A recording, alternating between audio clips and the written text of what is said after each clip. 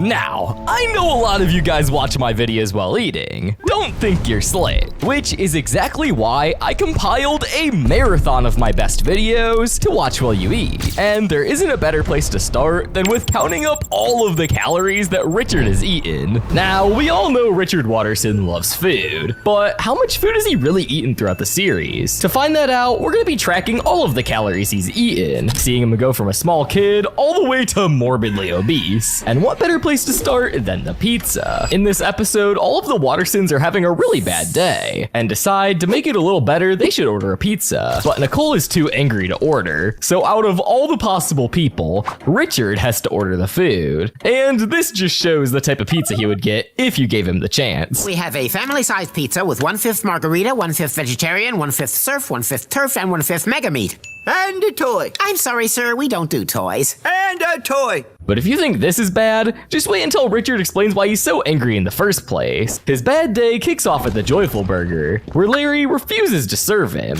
pointing out that he's already consumed 12,000 calories just an hour ago. Less than 12,000 calories an hour ago. To burn that off, you would literally have to catch fire. I can't in good conscience serve you another meal before you exercise. After not getting what he wanted, Richard goes absolutely crazy and starts chugging ice cream and devouring ketchup and mustard. But when normal food doesn't fill the void in his stomach, he starts creating his own food, like in the episode The Lie, where he invents the schnuzzle worse, a ridiculous, over-the-top meat abomination so greasy and massive, it would give your average-sized elephant a heart attack. By the power of cheese! By the power of bacon!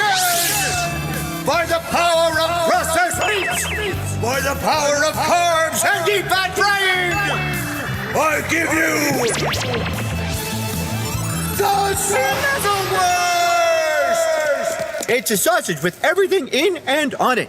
This monstrosity comes in at well over 3,400 calories. But it doesn't end there. Richard loves his creation so much that he doesn't want to cut it into pieces. So the only logical answer is to make 5 of them for the whole family. I'm gonna make 5. This creation is literally so obscenely fatty that it made Anna sweat actual butter, proving this meat monstrosity isn't just unhealthy, it's practically a biohazard. But if that didn't convince you, let's look at the time Richard makes an effort to eat better in the diet. Though, what he considers a diet might surprise you. We open with Richard doing something we've never seen before, searching for a salad. And for a moment, it actually looks like he's serious about turning his life around, until we see he has other plates, each one with a different food from a diet. From a no-carb diet to a high-protein diet, Richard has it all. Pizza delivery! And that? My reward for dieting. I don't know about you, but this doesn't seem like your ordinary diet. Of course, by morning, Richard has gained even more weight, thanks to all of his midnight munching. Though, after struggling to get more groceries, Gumball and Darwin had to finally step in and give him a proper diet. But before that, we find that he hides a lot of food. And I mean a lot of food behind the remote, in between the toilet paper, and even inside a banana, just showing how much this has become a problem. So the boys put him in lockdown, where he doesn't have any food. However, after tricking Darwin and getting out, he goes back to eating in the fridge. Get out of there! Abort! Abort!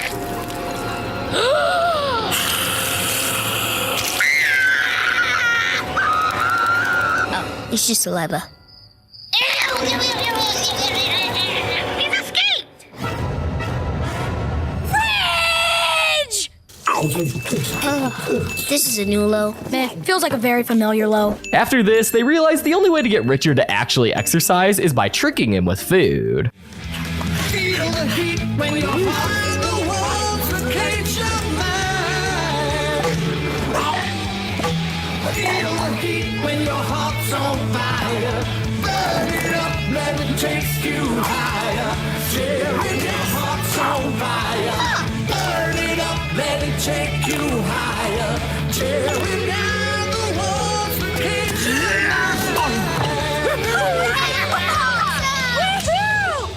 After this montage, Richard becomes totally ripped and terrorizes the whole town with his new physique. But something you gotta learn is that you cannot separate Richard and food. And eventually, he snaps out of it and goes back to being a foodie. I'm sorry, kids. I guess I went a bit too far. Let me make it up to you. Who who wants pizza? And after that, we can go for Mexican. And after that, we can go for Chinese. Oh, and we should get a burrito too, and maybe some ice cream. You know what? I could also really go for a taco right now. There's this place I know where they toast the tacos first, then maybe a burger. But even this number gets completely blown out of the water in the episode The Menu. Richard is lying motionless on the living room couch, completely unconscious and in one of his deep typical naps, when suddenly his ear twitches ever so slightly, as if he's picking up a distant signal. And not even a second later, he jumps from the couch, shoots straight through a bunch of fences, and sprints over to the mall. Now, why would Richard do all this? Well, it's because Gumball mentioned the existence of a secret menu item at Joyful Burger, a mystical burger that can only be ordered by name, but no one actually knows what it's called, and that alone gets him to eat even more calories than we've ever seen before. They try to trick Larry at the drive-thru, hoping he'll slip up and accidentally say the name of the secret menu item, but he doesn't fall for it, and after their next few schemes fail, they just straight up kidnap Larry and put him in the greatest interrogation ever, starting with forcing Bergie, the Joyful Burger mascot, to eat rival restaurants' food, then decapitating and deep frying his fingers. No! You can't eat Bergie's fingers! Anything is edible if you deep fry it long enough. But to earn the legendary secret burger, Richard has to eat from every single Joyful Burger in Elmore, and he has just 1 hour to do it. So they go through every Joyful Burger in Elmore, with each visit slowly increasing Richard's weight, but he still pushes through. Richard ends up eating 22 Joyful Burger meals, and if we base it off the McDonald's equivalent, we get about 1,060 calories per meal, meaning that just through this alone, he ate 23,320 calories, and that's not even including the wrappers and toys he ate too. At the final Joyful Burger location, when he goes all the way around town and completes his mission, Larry hands Richard the mythical McGuffin, which looks just about as disgusting as you'd imagine. But as Richard opens his mouth to take the first bite, his jaw just won't stretch wide enough to fit a single bite of the burger in there. Bro was quite literally full. This is already insane, but this next time Richard eats a ton of food, it's not exactly by choice. In the episode The Ghost, Carrie possesses Gumball so she can eat again, leading to multiple junk food binges that leave him overweight. Gumball attempts to resist with help from Darwin, Nicole, and even Richard, but Carrie keeps taking over until she finally realizes she has a problem. To help her with her food cravings, Gumball introduces her to Richard, and as you would expect, we see Carrie head straight to the kitchen and just start going down on everything. We don't know exactly how many calories Richard ate, but according to a USDA report from January of 2025, the average American family has about 3,914 calories of food available per person each day. So for a family of 5 like the Wattersons, that would be about 19,570 calories. And if you count the sausage he ate before tearing through the entire fridge, we can round that up to about 20,000 calories, assuming he probably also ate a bit more than we said. However, that's nothing for Richard, as he's shown to be able to be down 100 hot dogs in just 20 seconds. In the episode The Game, the Wattersons stumble upon a mysterious board game called Dodger Dare. Despite Gumball and Darwin's warning about how dangerous the game is, the family starts playing, and at first what seems like fun and games becomes a real problem over time. One of the cards challenges the player to eat 100 hot dogs in under a minute, and of course, Richard's the one who pulls it. That's not a dare, that's Tuesday. And Darwin picked a card that said that his left arm will copy Richard's left arm, and vice versa. So when Richard downs 100 hot dogs, Darwin's arm just goes ham, showing that he ate 100 hot dogs in just 20 seconds. He also goes for a jar of pickled eggs during all the chaos. A full jar usually holds about 12 eggs, which Richard probably inhaled without even chewing. The only power this game has is the power you give it. And why's my hand moving again? The game's finished, Richard. But these pickled eggs aren't. But next, we got a way bigger meal, which Richard makes it seem so easy to eat. In the castle, with Nicole away, Richard is left in charge, leading to a day without rules. They go to the store and start messing around, and of course, eating from the shelves. But Richard's absolute American freedom ends up attracting the entire town, who destroy the whole house and even kick the Wattersons out. So Gumball, Darwin, and Richard try to get in by calling the police, picklocking the door, and the one that's actually most important, acting like pizza delivery drivers. And that last one works, But Richard, who was hiding in the boxes, actually ate all the pizza, which in total would be a mind-blowing 40,800 calories. Next, in the episode The Father, Richard eats even more food. It all starts when Frankie shows up to the Wattersons' house, and when he goes to the backyard, they start doing a ritual called the Vermin Man dance. And through this, Richard learns that his father actually isn't a good person, and how Frankie actually walked out on Richard's life. Feeling like he messed up, he leaves, causing Richard to feel down. So the only logical answer was to take him to Joyful Burger to get over his depression. 1 large fries. I mean, I don't have any real Beef. with my dad. Sure, he's made mistakes, Steaks. but now there's too much time to Ketchup. and all this has left me in a Bit of a pickle. while he's gone on to make up Hash brown. of his life, and now I Donut. know what to do. Every night Ice cream. inside, I just feel so Waffle. And comfort eating is not going to make me any happier.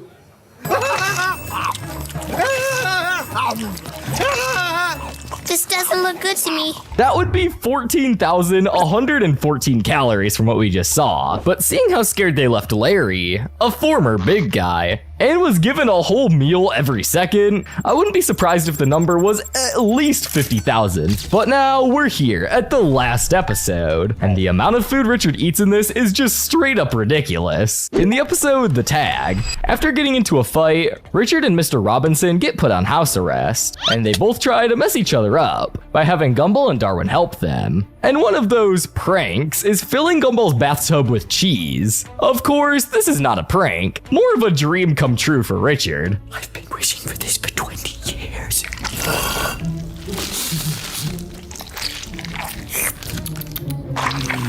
Yup, that would be 1.3 million calories. That's what you'd get if you filled a standard bathtub, or about 80 gallons, with cheese. In other words, a bathtub full of cheddar isn't just ridiculous. It's a full-blown heart attack just waiting to happen. This would literally put Richard in a weight class of his own. At this point, Richard wouldn't just be big, he would be absurdly massive. Richard might not have shown himself eating the whole thing, but knowing him, there's no way he'd let that much good cheese go to waste. He most likely finished it all. Even after all of those calories, he still heads downstairs looking for more cheese. What? No! Ah, there it is. Robinson stole all my cheese! He must have done it while I was in that magic bath. But how did he trick the tag? But that's not all. After this, Gumball and Darwin decide to help him and Mr. Robinson get along by locking them in a trash can and having them work to escape. However, Richard eats the only way to get out by eating the key that was inside the cake. And after their trash can goes downhill, Gumball and Darwin try to stop it, but are already too late, and the trash cans get hit by traffic.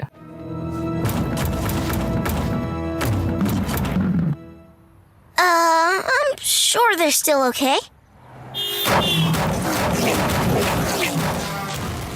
But now for what you've all been waiting for. After all the donuts, steaks, fries, joyful burgers, sodas, and whatever else he could get his hands on, Richard Watterson has consumed a grand total of 1,546,365 calories. That's like stacking thousands of Richards on top of each other. He's lucky to even be alive right now. From Darwin glitching with human eyes, to finding out their whole existence is just a part of a TV show. There are many reasons fans think this Gumball episode was a mistake. Today, we're diving into the most bizarre and unsettling episode of Gumball, how it breaks the very rules of the show, and I'm going to explain how it's connected to one of the biggest unsolved mysteries from the series. The episode I'm talking about is The Signal. We all know Gumball can get weird, even naming the newest series after it, except this episode takes the weirdness and multiplies it by 100. It might not be about butts, which the Amazing World of Gumball is very well known for at this point, but when you watch it, it feels like you're watching a whole creepypasta off of YouTube. However, to understand how we got here, we have to start at the very beginning of the episode, with the typical time card, this time glitching. Then we go to Gumball and Darwin, who are at Elmore Mall, where Darwin is trying on hats and asks Gumball for his opinion. But every time Gumball is about to say something, he starts glitching.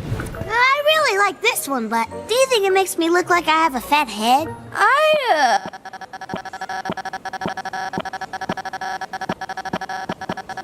until Darwin just walks off, thinking that he's trying to insult him. Before Gumball can get to him, the episode glitches and cuts to a lost signal screen. And while it looks like a simple transition to Richard trying to fix the TV, it carries a deeper meaning, one that they were never meant to discover. Afterwards, Gumball gets home and is about to ask Richard if he's seen Darwin, but gets cut off mid-sentence as Richard shoves the couch into the kitchen in order to watch his second favorite thing, the TV. Honestly, he'd be better off watching me. I mean, who else is serving peak content like this? So don't make the same mistake, and like and subscribe. Anyways, Darwin is not pulling a Richard and starts exercising. They then go downstairs where Darwin is still trying to exercise, but when he can't get another rep in, Gumball tries to lend him a hand, but once again glitches, making him drop the weight on himself. In the bathroom, Gumball tries to apologize and ends up getting him to lighten up by tickling Darwin, but the moment Darwin smiles, his face melts into a disturbing glitch that makes Gumball sick. He tries to shrug it off with a hug, but Darwin glitches again, this time revealing a pair of unsettling, realistic human eyes, like if someone is interrupting the show, someone from the real world. Gumball once again freaks out, but Darwin doesn't see anything that is happening and just walks off. But it doesn't stop there. The glitch eventually spreads to everything around them, from Richard glitching to the boys speeding across Elmore, and even throwing in the weirdest, most random footage.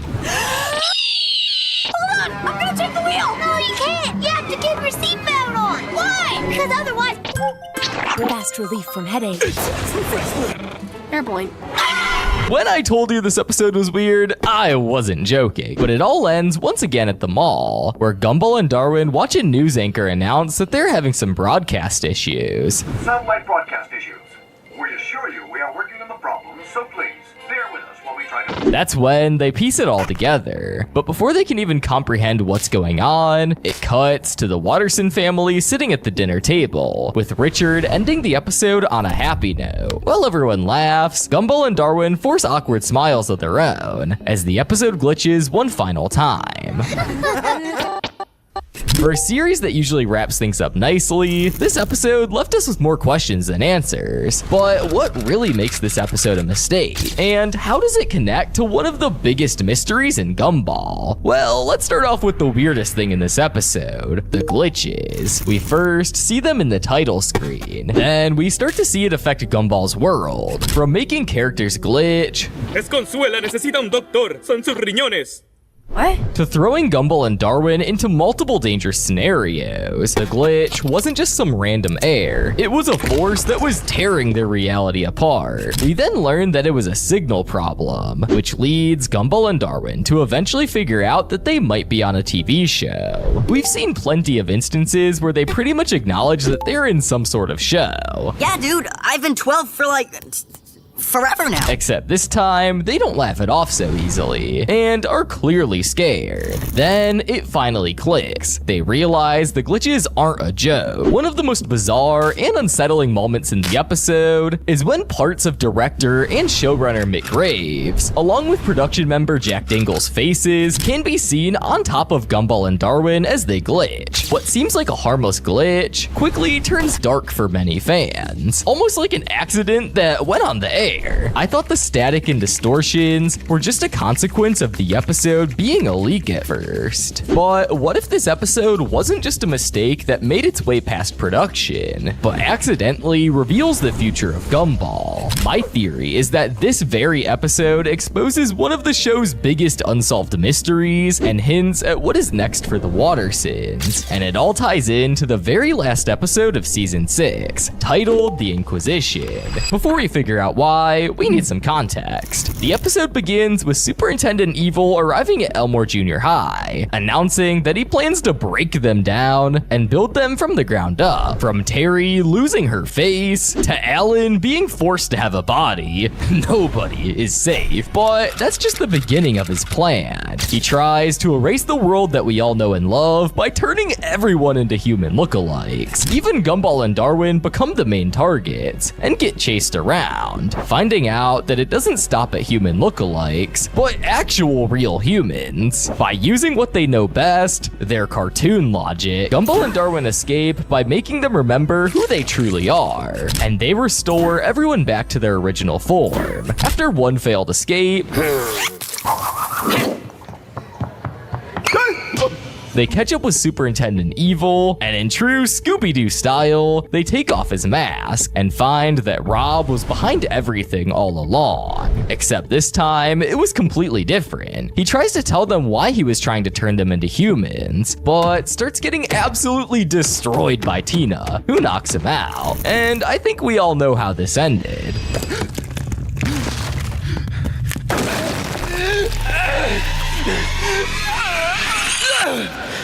Oh no, it's turning. So what does this all really mean? Well, it isn't just another weird Gumball story. The glitches in the signal seem random at first, but when you look at them, alongside Rob's warnings, it feels like they were the beginning of something much bigger. Something we probably weren't supposed to see. From glitches showing a leak into real-world things, to the characters also turning human, it seems like everything was connected all along, and orchestrated by someone. But in this episode, Rob turns out to be the good guy. So who could be responsible for the glitches? And maybe even responsible for everything weird to happen to the amazing world of Gumball? Well, that character is none other than the banana herself, Barbara Banana. Yes, the same character that is related to Banana Joe, and happens to be more dangerous than what meets the eye. We see her for the first time in the episode The Oracle, where her paintings end up predicting the future. Predicting in the episode that Gumball was gonna be surrounded by everyone at Elmore Mall naked. That is very specific for it just to be a coincidence, but it gets worse. All of these paintings don't just predict the future, they create them, giving her the power that the writers in the show are supposed to have. And all of this connects back to the episode The Signal. For the first time, we see Gumball and Darwin slowly realize that their entire existence is just for our entertainment, and it gives us the first ever clue for the cliffhanger we got all these years ago. So, not only is this episode one of the creepiest and unsettling things to come from the show, but it also seems like a total mistake from the producers that somehow made it on air. Perhaps to warn not only Gumball and Darwin, but maybe even us the viewers too. All while turning into one of the biggest unsolved mysteries from the series, and revealing who might be the villain behind all of this. But hey, that's just a theory. Not a game theory, but a Gumball universe theory. This is Darwin doing the Orange Justice in class. And this is Gumball doing the Shaq emote. From iconic memes to straight up brain rot, these are all of the IRL references I could find in Gumball Season 7. And we're gonna start by looking at the first episode, The Burger. After going to school and having a lesson on the dangers of eating fast food, when Gumball is trying to sneak around and eat junk food, Darwin comes in and stops him from eating it. Then Richard comes by with a bag of Joyful Burger, which Darwin kicks out of his hands. Stop it, this food is bad for you. This moment is actually a nod to the anime FLCL, specifically referencing this scene. The team behind Gumball never misses a chance to sneak in another anime reference, but this next reference, instead of being a nod, is definitely more of a diss. When Gumball and Darwin go to the Elmore Mall to cook for themselves, they find some sports drinks that must be healthy, right? But when Darwin reads the ingredients and asks if he wants it in his body, Gumball says, Do you really want aspartame-hydroxyandronol inside your body? No.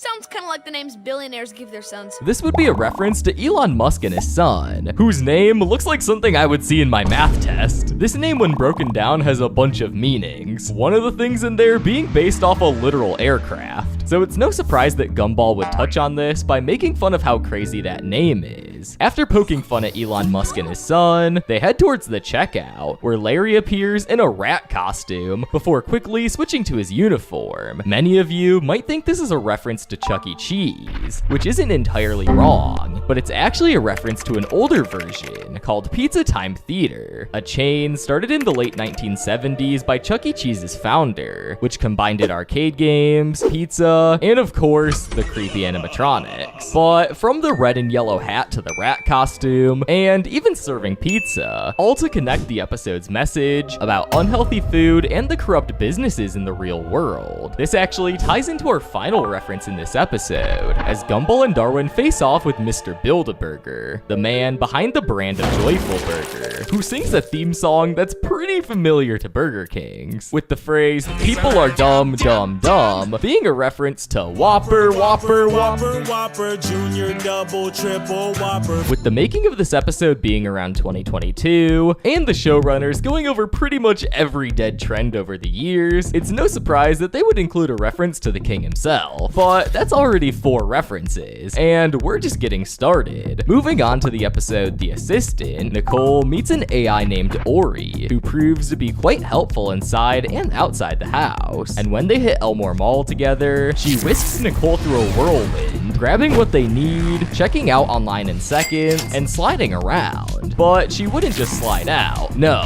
she hit the Akira slide, the 1988 anime classic move, where the character Kaneda slides his brain sideways. This would be such an iconic move that even after 3 decades of animation, it's still getting referenced across many other Cartoon Network shows like Adventure Time, Clarence, and now Gumball as well. But then we start to see Nicole and Ori get very close. She gets a VR headset, where we have 2 more references, from the VR world being a reference to VR Chat, a game where people use avatars to meet and do anything they want online. On top of that, their hairstyles in the VR world reference both Hatsune Miku and Cassine Tito, both iconic virtual singers. But the references still don't end there. At the end, after surviving the moving car and getting her family to finally do things around the house, Nicole gets a package from Ori, apologizing for her actions, and that she's hitched herself to a satellite to look for an alien species that transcends time and space, which is a reference to the 2001 film A Space Odyssey HAL 9000, in which there's an AI on a spaceship focused on a mysterious alien intelligence far beyond human understanding.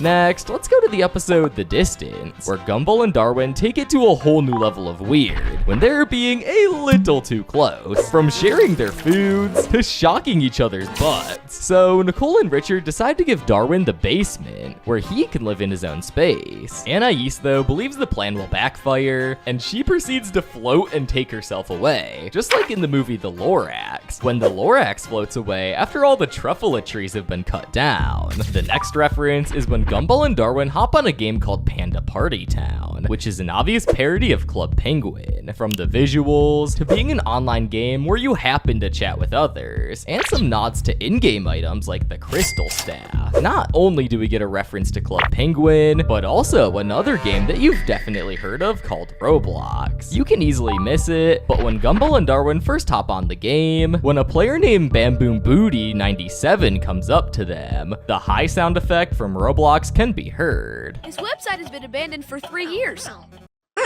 We get our last reference in this episode when Gumball thinks Darwin broke up with him, as a friend. Just would like to make that clear. But then Bambooty97 appears again, who turns out to be Daniel Leonard. He relates to Gumball and agrees to help him win Darwin back, reenacting the Revenge of the Sith moment, where Emperor Palatine lures Anakin to the dark side. He even calls Gumball Panduin. Before me, my young Padawan. Which is a play on the actual Star Wars term Panduin, the name for a Jedi apprentice. But now, we gotta go to the episode The Thing, and it starts off already with a banger of a reference from Street Fighter. She uses Chun-Li's lightning kick to knock the onions into a pan and slide it onto the stove. She follows it up with Ryu and Ken's hurricane kick to swing open the door. The oven fires back up with Yoga Fire, Doslim's signature move. When Nicole counters with E-Hundra's 100 hand slap to fan away the smoke, she finishes it all off with the iconic Hodoken again by Ryu and Ken. Also, as Nicole is doing all that, a sound effect from the game Neighbors from Hell can be heard.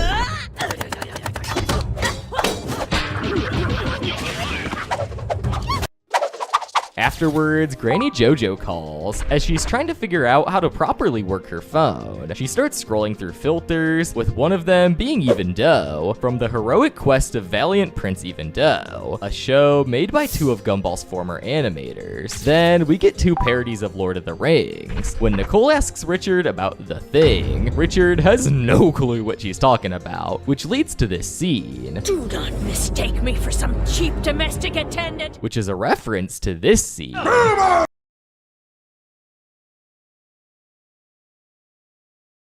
And when Richard asks if he can get a little clue, we zoom into Nicole's face, where the screen turns teal, which is a reference to this scene.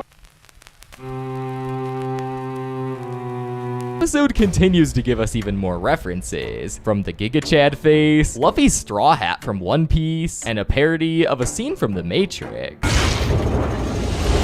Next is the episode The Butts. Principal Brown feels embarrassed about his butt because of an incident that happened when he was younger, so Gumball takes it upon himself to help him embrace it. They go to Cut Me Loose, which I'm pretty sure is a new location, where Gumball shows him a variety of different hairstyles for his butt, and one of those hairstyles is orange curly hair, a reference that can definitely be linked to Ice Spice, who blew up in 2022 with the exact same hairstyle. Our last few references from this episode play out at the end. When Gumball plays some music, he does the Brazilian Luffy dance meme. Then everyone else starts dancing, with Banana Joe's dance being a reference to the Peanut Butter Jelly song, with him and Tobias recreating the Super Hot Fire meme. In the next episode, The Traffic, Nicole wants to take Anais to Daisyland, as it's the last day they can do so because the park is shutting down. And while she doesn't want the rest of the family to ruin this for her, this is when she starts intensely staring at Richard, Gumball, and Darwin to force them to remember why it's always their fault. This would be a reference to the Penis Stare from Marvel's Ghost Rider. The next reference is in the car. When Anais is explaining all the different activities, Darwin gets scared of the baby mascot, Baby Billy, leading him to say, Looks like he was born bursting through someone's chest. well, the baby was most likely not born that way. The Xenomorph from the Alien franchise was, making it another subtle reference to a fan favorite movie. But as Darwin is scared over Baby Billy, Gumball and Richard also start messing things up, pushing Nicole to snap and remind them about their promise. And just like how I would react, they react like the Hide the Pain Herald meme. Another reference comes when Gumball thinks he's fixed his text to Penny. Okay. Thank you, universe, for the edit button. But after Anais tells him that she can still see it, he sinks through the sea and falls deeper into the underworld. This could be a reference to Beyonce's music video Hold Up, where she's seen sinking underwater. Or it could be a reference to the movie Get Out, where a character named Chris sinks into what is known as the sunken place. It could be either one, but I'd lean more towards Get Out, with both characters expressing a shocked face as they slowly sink into nothingness. As for the last reference, when Anais acknowledges that the boys need more attention, and that's just how their family is, which happens to bring out their inner guilt. So they work together to get Anais to Daisyland. Right as they make their gateway, the way Gumball and Darwin run is a clear reference to Sonic and his signature super peel out move. In the next episode, The Astrological, Mr. Small's crystal predicts everybody's true love, predicting that Gumball and Penny are gonna break up. Not only are you not meant to be together, you'll break up by the end of the day. Gumball then starts to see Mr. Small's predictions are becoming true, with one of the matches being Darwin and Tina, and both of their faces change. Darwin's face turned into an actual goldfish, while Tina's face resembles Barney the dinosaur. Next, in the episode The Cheerleader, Gumball and Darwin discover Richard's old diary. They help him face his past and regain confidence by trying out for the cheerleading team. At first, they take him to the skate park to boost his confidence, then to a roller coaster, onto a pony ride, and then finally a bungee jump, but all of them end in failure. This is when the reference kicks in. After going to bed, Richard is clearly nervous for the big day, which is tomorrow, and he has a face that resembles the depiction of Pepe the Frog, known as Monka S, a Twitch emote that's heavily used as a way to express being nervous or scared. Moving on to the episode The Boring, Gumball and Darwin find themselves getting into trouble with Tina, and in a desperate way to get out of the situation, they ask to use the bathroom. This is when they cross paths with Molly to find out that her yapping has the ability to stop time, leading to this reaction from the boys, which is a reference to the Mind Blown meme from Tim and Eric Awesome Show, Great Job. At first, they use this power to mess around with people, but when they are confronted by Tina, Hey, you two!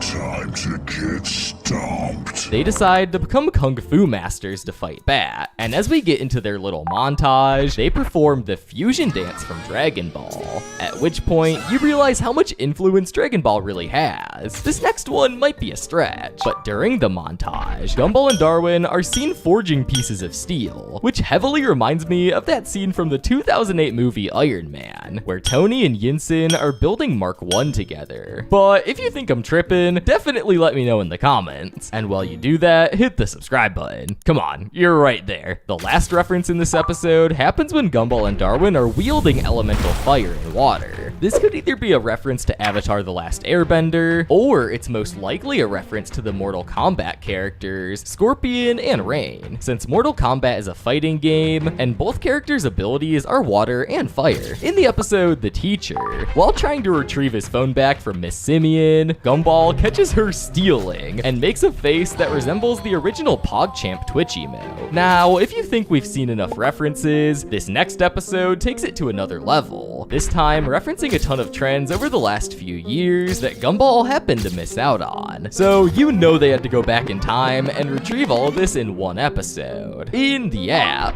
our very first reference happens when Gumball and Darwin are going to their local pawn shop to try to get themselves a new phone. Remember that phone Gumball had last episode? Forget it, because that never happened. As they talk to Nicole about it, she mentions an app called ClickSap, which is their version of TikTok. And we'll finally be able to join ClickSap. I don't know. I saw a very humorous gif on Elmore Plus saying that ClickSap is dangerously addictive. So add that among the rest of the references. Then, after basically calling their mom old, which, Gumball, come on, my boy, you have to respect your elders, she leaves them nowhere near a pawn shop, so they have to walk out there. But while doing so, they encounter Hobo.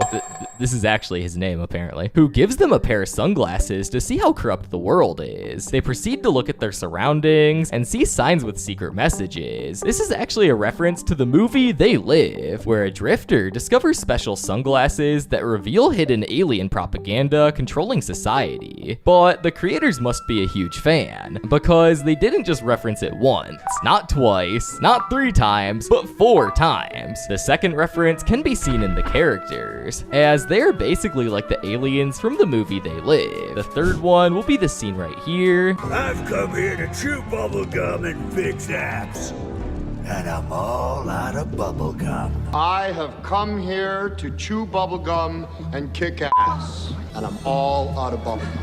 And in the movie, a transmitter hides the aliens and their secret messages, but for Gumball, it's shown as a cell tower. Now, get ready to dig up some old trends, because of course, Gumball had to get in with the fun too. But we have so many things that I'll just show you. Gumball and Darwin immediately try to do a trend where you hit someone in the butt with a moldy tortilla. Then we see Tobias, whose dance is supposed to be a reference to the K-pop group New Jeans. Terry does the T-Edge Res head transition trend. Leslie does the wipe it down trend. Claire is seen doing the Renegade. Jamie and 8-Bit Dog kick over bottle caps, because that was a trend. Sarah, Hector, and other characters do the trust fall. Banana Barbara posts Minion memes from the Despicable Me films. Post About Mayor is a reference to Trump and taxes. Tony protests flat earthers, and Josh posts a parody of the traumatized Mr. Incredible meme. Molly and Miss Simeon are seen doing the ice bucket challenge. Claire and Darwin hit the pogo trend. Jared mews in the background, and we also see the milk gallon challenge. lounge. That was a lot, but now we have to move on to the episode The Entrance, where the references just keep on rolling. The whole episode basically revolves around Tobias having a party, and everyone is invited, but Gumball and Darwin notice that he really isn't the popular person that he seems to be, and that people might not show up, so they decide they should give out gift boxes in order to lure them to the party. And when they're looking for items to give, they mention the boxes were all from Frankie and his time. Where does all this stuff come from? It's from Grandpa Frankie's time. Oh. Then we get a flashback on items he illegally imported that were dangerous. And in one of them, we see a reference to the 2020 pandemic, when masks were mandatory and you had to follow a bunch of health rules. Eventually, they find the cologne, spelled Cool-Lone, which could be a reference to the real fragrance Extreme Spice Bomb, as both resemble an actual grenade and have black and gold finishes. Although, it turns out this isn't just your average fragrance, and black smoke appears that makes them overly energetic and silly. They start shipping them out to every kid in Elmore, and the boys go prepare for the party. Still energetic and crazy, they start changing their hairstyle and outfits, which are actually based off real ones that celebrities have worn to the Met Gala, like Lil Nas X, Bad Bunny, Rihanna, Kim Kardashian, and a ton more. This is when they finally snap out of it and realize that they're too late to the party. They then use the Cool-Lone, and it sends them right back to a trippy state. And that's when we get our final reference in this episode, where after being all tripped out, a title card appears and spawns in front of Tobias's house. Gumball then explains his brilliant plan of how they're going to get into Tobias's house, but in reality, we go back 20 minutes and see that they were still on the weird Cool-Lone, and end up making Tony crash. Both of the time card scenes, if you somehow didn't know, are a reference to SpongeBob. A few moments later. In the next episode, The Letter, Darwin slips a love letter into Carrie's locker, not realizing that ghosts go feral when told I love you. One battle with a flesh-eating backpack later, they receive the love letter back, but during the process of destroying it, Gumball's skull pops out from his skin, which is a reference to the SpongeBob episode The Splinter. Okay, fine, stay. It turns out that the letter Darwin wrote Carrie came from a cursed notebook that she gave him for Valentine's Day. That notebook is actually a reference to the Necromycin from Evil Dead, a book about dark magic bound in human skin, just like the one from Gumball. Then he tries using spells that he finds written in the book to see if that magically destroys the letter, which summons a cabinet with Swedish text at a $59 price tag. And if you translate the text, it says affordable, well-designed, furniture, and meatballs, which is a reference to the real IKEA, renowned for serving their signature meatballs in a wide range of furniture. They must really love meatballs. But while still trying to figure out how to destroy the letter, it finds its way into Hector's backpack. Fortunately, Hector seems to return the letter to Darwin without any trouble, though Darwin might have celebrated too early, as he immediately starts dancing the Orange Justice and the Shoot dance.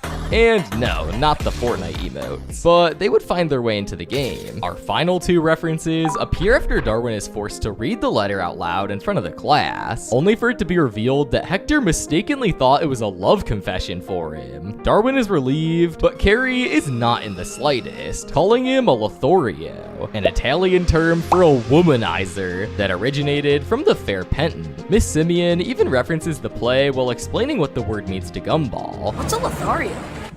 It's a womanizer from the play. In the episode The Gut, Gumball and Darwin are searching through the fridge when they discover a dressing and ask if it's blue and black or white and gold, which is a reference to the 2015 dress debate where people argue on if the dress is blue and black or white and gold. The debate would go on even to this day, despite it being confirmed that it's blue and black. But I don't know, the dress definitely looks white and gold. Then we go to Anais and Richard, where Richard struggles to stay awake while Anais explains her latest invention, a device that lets organic matter communicate. When Gumball drops spoiled food, Richard immediately eats it, insisting on the 5-second rule, which will prove to be a really bad eating habit, as Anais's new invention ends up on a hot dog during a scuffle between her and the boys, which falls to the ground and Richard devours that in an instant. That's when his gut comes to life and bonds with Anais. Worried he's being replaced, Richard turns to Gumball and Darwin for help. When he struggles to play the instrument, they advise him to imagine it like a TV remote, and that's when we get a reference to the popular show Love Island, which is named Snog Island. We also get a reference to Netflix and Hulu, as Richard changes from one app to another, maybe being light dissed towards Netflix, as Hulu is where season 7 of Gumball is, so take that, Netflix. Next, in the episode The Wrinkle, Anaïs's dim-witted family is finally taking a toll on her, visibly giving her wrinkles for anything stupid that they do, so she pulls out the trusty old notebook, full of plans for the next 40 years. Darwin will go to an assassin academy to toughen up, Gumball will get a lawyer for all the messes he's gotten into, and Richard and Nicole will be sent to a ranch to retire, so Nicole doesn't, quote, do the 5-head point explosion technique on Richard when she realizes who she decided to spend the rest of her life with. This isn't something Anaïs just invented, it's a reference to Hokuto Shiken, the fictional material art from the manga First of the North Star, that kills or incapacitates by striking precise pressure points in the body. It also references the 5-point palm exploding heart technique from Kill Bill, Volume 2, a move that hits 5 specific points so the victim collapses and dies after taking 5 steps. In Darwin's academy sequence, he's put through harsh training by masked figures. The leader's mask and cold authority could be a reference to the frontman from Squid Game, while the secretive, ritual-like group itself might be inspired by the Court of Owls from DC Comics. One instructor's blue mask could also be a reference to Ocho Yubita from Naruto. The mask that Darwin wears during his trials could be a nod to Tom Cruise's mask in Vanilla Sky. And in Darwin's final test, where he's ordered to kill a dog, is most definitely a reference to the Kingman's shoot the dog scene.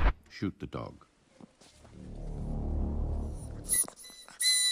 In the episode The Gourmet, Gumball sees Masami's gourmet double truffle mac and cheese at lunch, and he decides that he will do whatever it takes to get a bite of it, even going as far as going to the Yoshida household. And one montage later, and Gumball makes his way in, he becomes a Yoshida. That's when the chef comes in with what Gumball has been waiting for his entire life. But wait a second, look closer at the chef Pug. He could be a reference to the multiple Michelin star winning, world-renowned chef Gordon Ramsay. From the hair to the pug face, you can't tell me this isn't Gordon. And the last reference in the episode is when Gumball and Nicole decide to mess with Yuki using her own house against her, putting her in a dresser where she is put in multiple different outfits, and among them, she's wearing a dress made out of red meat, which has also been worn by Lady Gaga, who garnered a ton of eyes after wearing a meat dress in the 2010 MTVs. In the episode The Pool, on a hot scorching day, Gumball, Darwin, and Richard decide to cool off when they discover that Mr. Robinson secretly has a pool. They ask to use it, but he refuses. The boys aren't ready to give up that easily though. One of the ways they try to convince him is by calling him outside. And watch Gumball and Darwin suffer as they're burning into a crisp, which might have been a reference to the SpongeBob SquarePants movie, where SpongeBob and Patrick are placed under a heat lamp and start to dry up. The last reference appears after the boys end up draining Mr. Robinson's pool by accidentally and desperately patching it up, only for it to fall apart. Everyone bursts into tears, but Richard's cry specifically mirrors the classic Peanut style of crying, with his head tilted back and streams of tears shooting out the sides of his face. Next, in the episode The Portrait, all Nicole wants is a perfect family picture, but every time they're about to take one, another family member suddenly shows up. The first to arrive are Granny JoJo and Louie, who mention they came because they read Richard's newsletter. And if you look closely, there's even an image of a slice of pizza wearing sunglasses with arms and legs, likely a fun nod to Pizza Steve from Uncle Grandpa,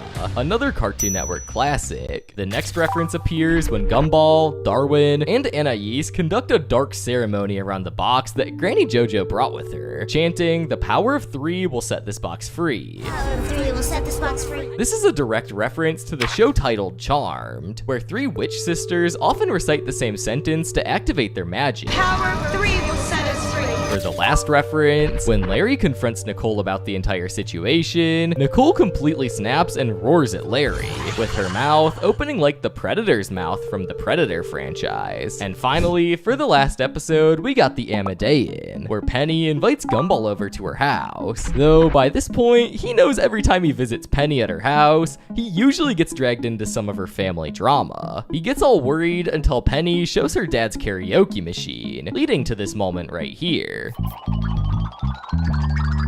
This, of course, is a reference to the famous Shaq's shoulder shaking gif, where he looks at the camera and starts shaking his shoulders with a big grin. A meme that you must have seen thousands of times by now. Finally, this leaves us with our last reference, which comes from the Fitzgeralds. It turns out it's actually Penny's grandmother's 80th birthday, and the entire clan is coming over, who are very strict with this tradition. After Gumball and Penny are forced to wear their shells, we get to see the Fitzgerald family for the first time, wearing white clothing, rituals, and the festive setting is most definitely a reference to the tradition shown in the horror film Midsommar, just without all the horror and killing. But they do give Gumball a great scare, giving some scary vibes that could actually be because of the movie. Well, those are all the real life references I could find in season 7 of Gumball. Even though The Amazing World of Gumball is generally considered one of the most creative and entertaining shows of all time, it also has some really low points, which lead to triggering, uncomfortable, and awkward episodes. So to figure out which episodes you might want to avoid, we're gonna go over the 10 worst rated episodes of the show, starting with The Laziest. This episode starts with Richard challenging Gumball and Darwin to a lazy competition, and whoever wins has to do all the chores in the house. And we all know that Gumball and Darwin do not want to do those chores. So after searching all over Elmore for someone who can take their place in the lazy competition, they talk to some old people and hear about the legend of a man named Lazy Larry,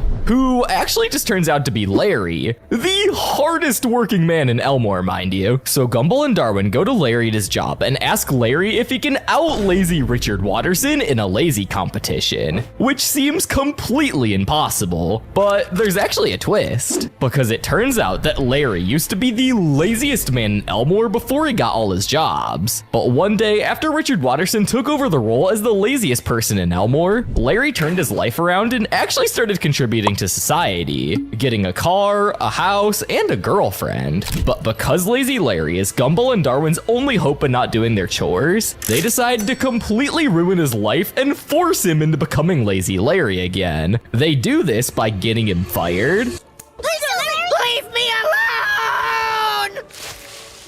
Shouting at customers, Needlemeyer. Gonna have to let you go. Now that you don't have a job anymore, will you come to our lazy off? No! Making him crash his car, Please do it, Larry! Please do it, Larry! Please do it, Larry! and making the poor man lose his girlfriend. Please do it, Larry! Please do it, Larry! Get out of my life!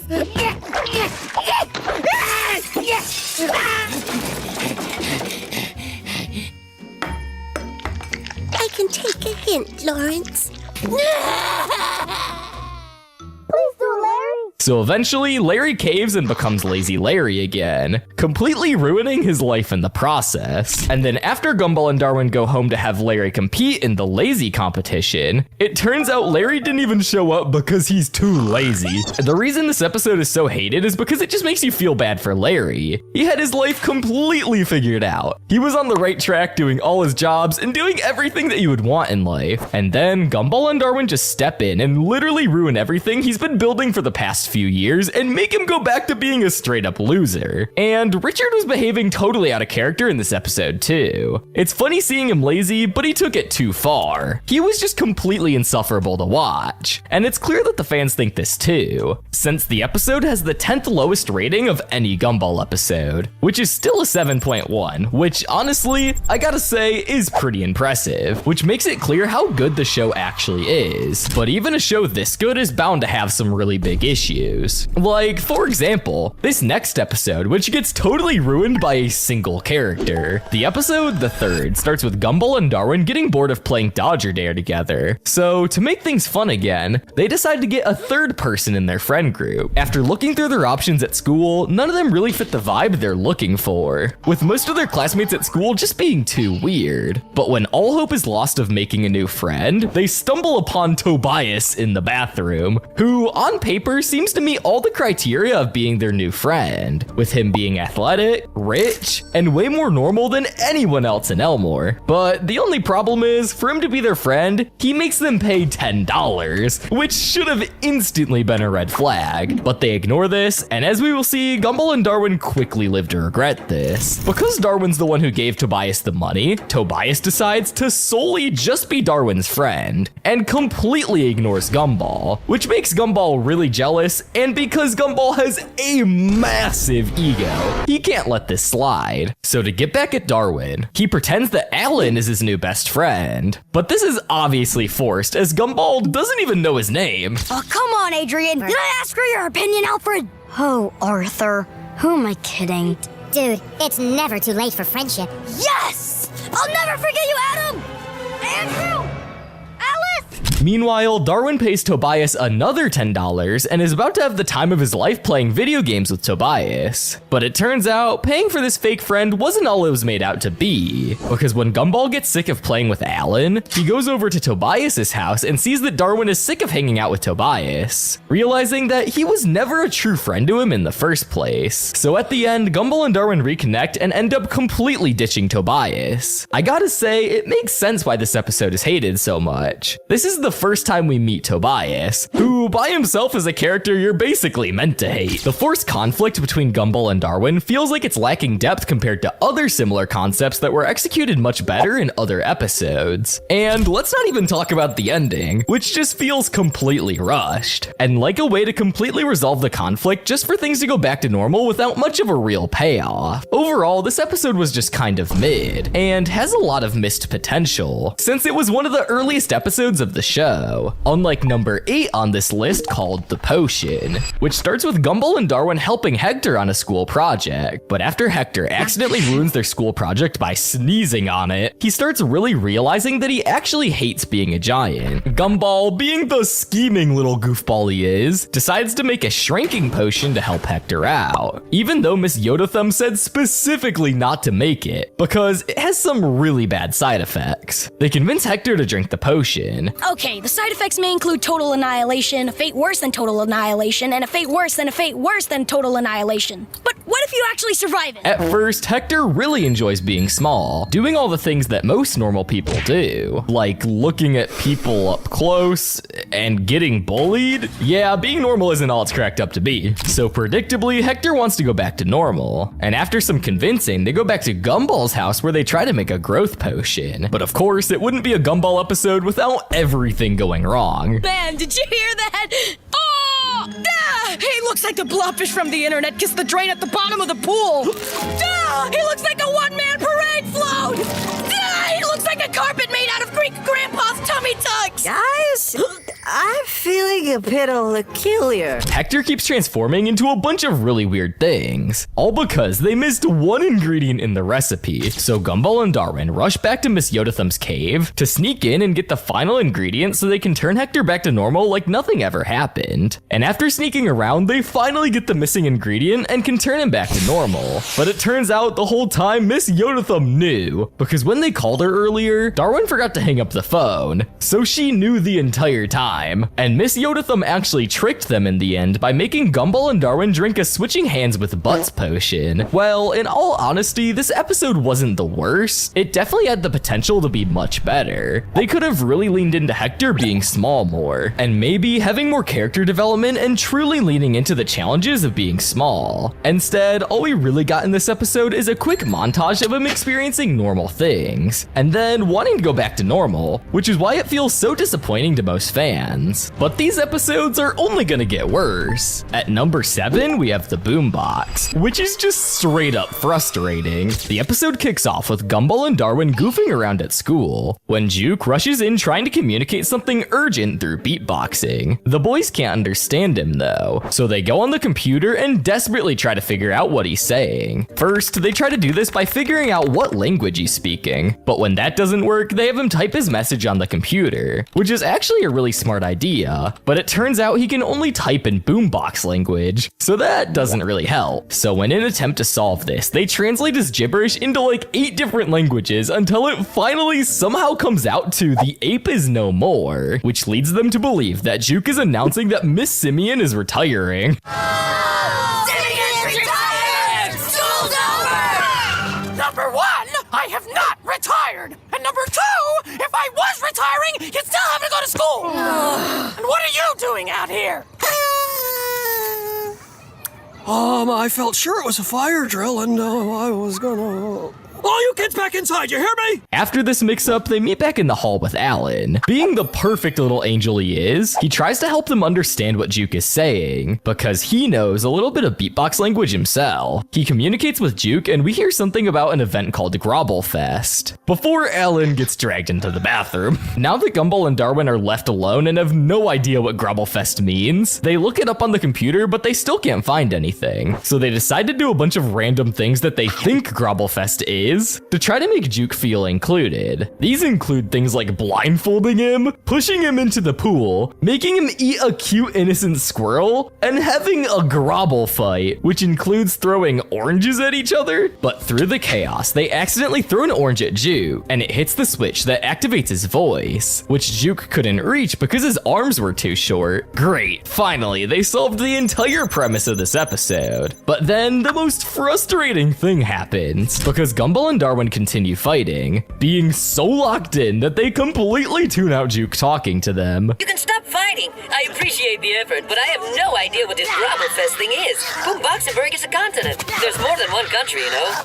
Scratchistan, Luxembourg, Raplia, the Democratic Republic of Rhythm. Be quiet, Juke, we're trying to help you! And when Gumball and Darwin finally stop arguing, they hug Juke and accidentally flip his switch down, setting him back to beatboxing mode. This is honestly one of the most frustrating episodes of Gumball I've ever seen. Literally 10 minutes of build-up to this payoff, and when we finally get there, it gets completely set back, because Gumball and Darwin are just complete idiots. It makes you feel like you just wasted your time watching this episode, and it's not surprising why it's one of the lower rated ones on this list. But it's only gonna keep getting worse, as we're now on to our first episode, which is a score below 7. The episode starts with Bobbert feeling left out and wanting to be a real boy. Gumball and Darwin see him being sad, decide to teach him how to be more human. They start demonstrating emotions, and even giving him permission to mimic Gumball's voice to practice being a human, which ends up being a horrible mistake. I'm a real boy on the inside, but not on the outside. Initiating transformation. Time for dinner simulation. Coming, Mom Unit. When Gumball goes to school the next day, he notices something weird after Rocky says that he already ordered food earlier that day. So when he goes to investigate, he finds that Bobbert is somehow tricking everyone into thinking he's Gumball with that mid-disguise. Get that out of here, bro. What the hell is that? And when fake Gumball gets a kiss from Penny, it's the last straw that causes Gumball to snap. So Gumball goes up to him and tells him that it's not cool to try to copy him. But Bobbert, someone who's obviously never experienced human love and affection, isn't gonna give this new life up that easy. Then he decides to take it a step even further, since when Gumball goes home for dinner, it seems that Bobbert somehow replaced him in his own home, with his family even believing that Bobbert is Gumball. Seriously, is everyone in this episode blind? Gumball is forced to sleep in the grass and even gets squirted on by the sprinklers. Poor guy. The next day, Gumball is fed up, so he confronts Bobbert, which makes him initiate self-defense protocol that turns him into a giant Terminator robot. Ah, yeah, very human Bobbert. Anyways, they have a giant fight, and it seems hopeless until Bobbert gets short-circuited by the very same sprinkler that Gumball got sprayed with when he was sleeping. Once Bobbert is weakened, Gumball takes the opportunity to reboot Bobbert, but Bobbert wouldn't go down without one last attempt at survival. No, please. You made me in your image. We are two of a kind. Think of the things we can do together, Gumball. Please, please don't reboot me. Let me think about it. No! At the end of the day, they agree that it's probably for the better that they stay themselves and don't copy each other anymore. At least that's what it seems. Come on, dude, let's watch TV. What was that? Nothing. Oh, okay. What are you waiting for? Oh, okay. What are you waiting for? This episode is hated by many fans for Gumball's suffering throughout the episode. From losing his own identity to being outdone by Bobbert, it feels excessive and lacks the usual lightheartedness the show is known for. The episode ends without a satisfying conclusion, and Bobbert's drastic actions seem out of character, especially considering his usual logical and emotionless demeanor. The sudden change kind of feels forced and inconsistent. But now we're on to the top 5, which is when the ratings really start to drop. The Understanding is an episode that tried to be deep, but ended up being one of the most confusing and disjointed episodes in the entire show. It kicks off with Principal Brown introducing a new student, Peter Pepperoni, who was forced to go to school after being homeschooled was banned in Elmore. But Principal Brown doesn't want to deal with the poor guy, so he tasks Gumball and Darwin with showing Peter around the school. Peter speaks a bizarre mix of English and gibberish, making it completely impossible to understand him. But not wanting to hurt his feelings, the boys pretend to understand what he's saying, leading to a series of increasingly awkward and exhausting interactions. So, Peter, what do you want to do first? Well, wherever I'm cool. Lunch over in the canteen there at the locker, the hunger sandwich, and maybe some ketchup. Excuse me? Sorry, could you repeat that, please? What? Run that by me again? Could you maybe spell that for me? Say what? A little slower? Huh? What now? I beg your pardon. Wait! No. I think I got it! Are you saying you want to grease a stinking leopard at the Hacky Sack convention? I was saying just not, there's too much of it. Am I right?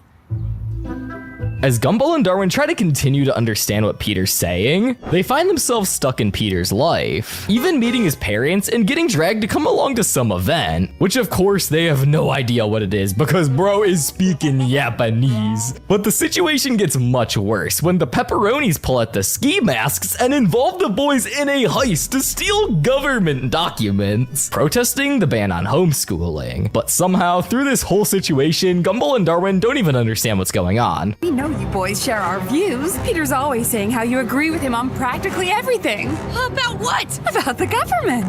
Government? The government! Don't get me started on the government with their endless forms and their red tape! Oh, it's the next left, honey. They do a chase around town until they eventually get cornered, and in a last-ditch effort, they set the car down a cliff, destroying all the documents so the people of Elmore can live freely. Peter's parents get arrested for this, but not without one final speech from Peter. Please, do not judge these actions in facts of one or both, or all, but understand that it is not the deed, or even the doer that is. For it was Benjamin Washington Abrams, who liberty said that they do, but do not sometimes. And if so, two in the bush, and one not free stone. So I ask, please, my old lady and fathers, not to them, but to our societies, and no independences, but for America. I don't know what he's saying, but it's beautiful. Oh, and all those files you destroyed? They're all on the internet anyway. Bye!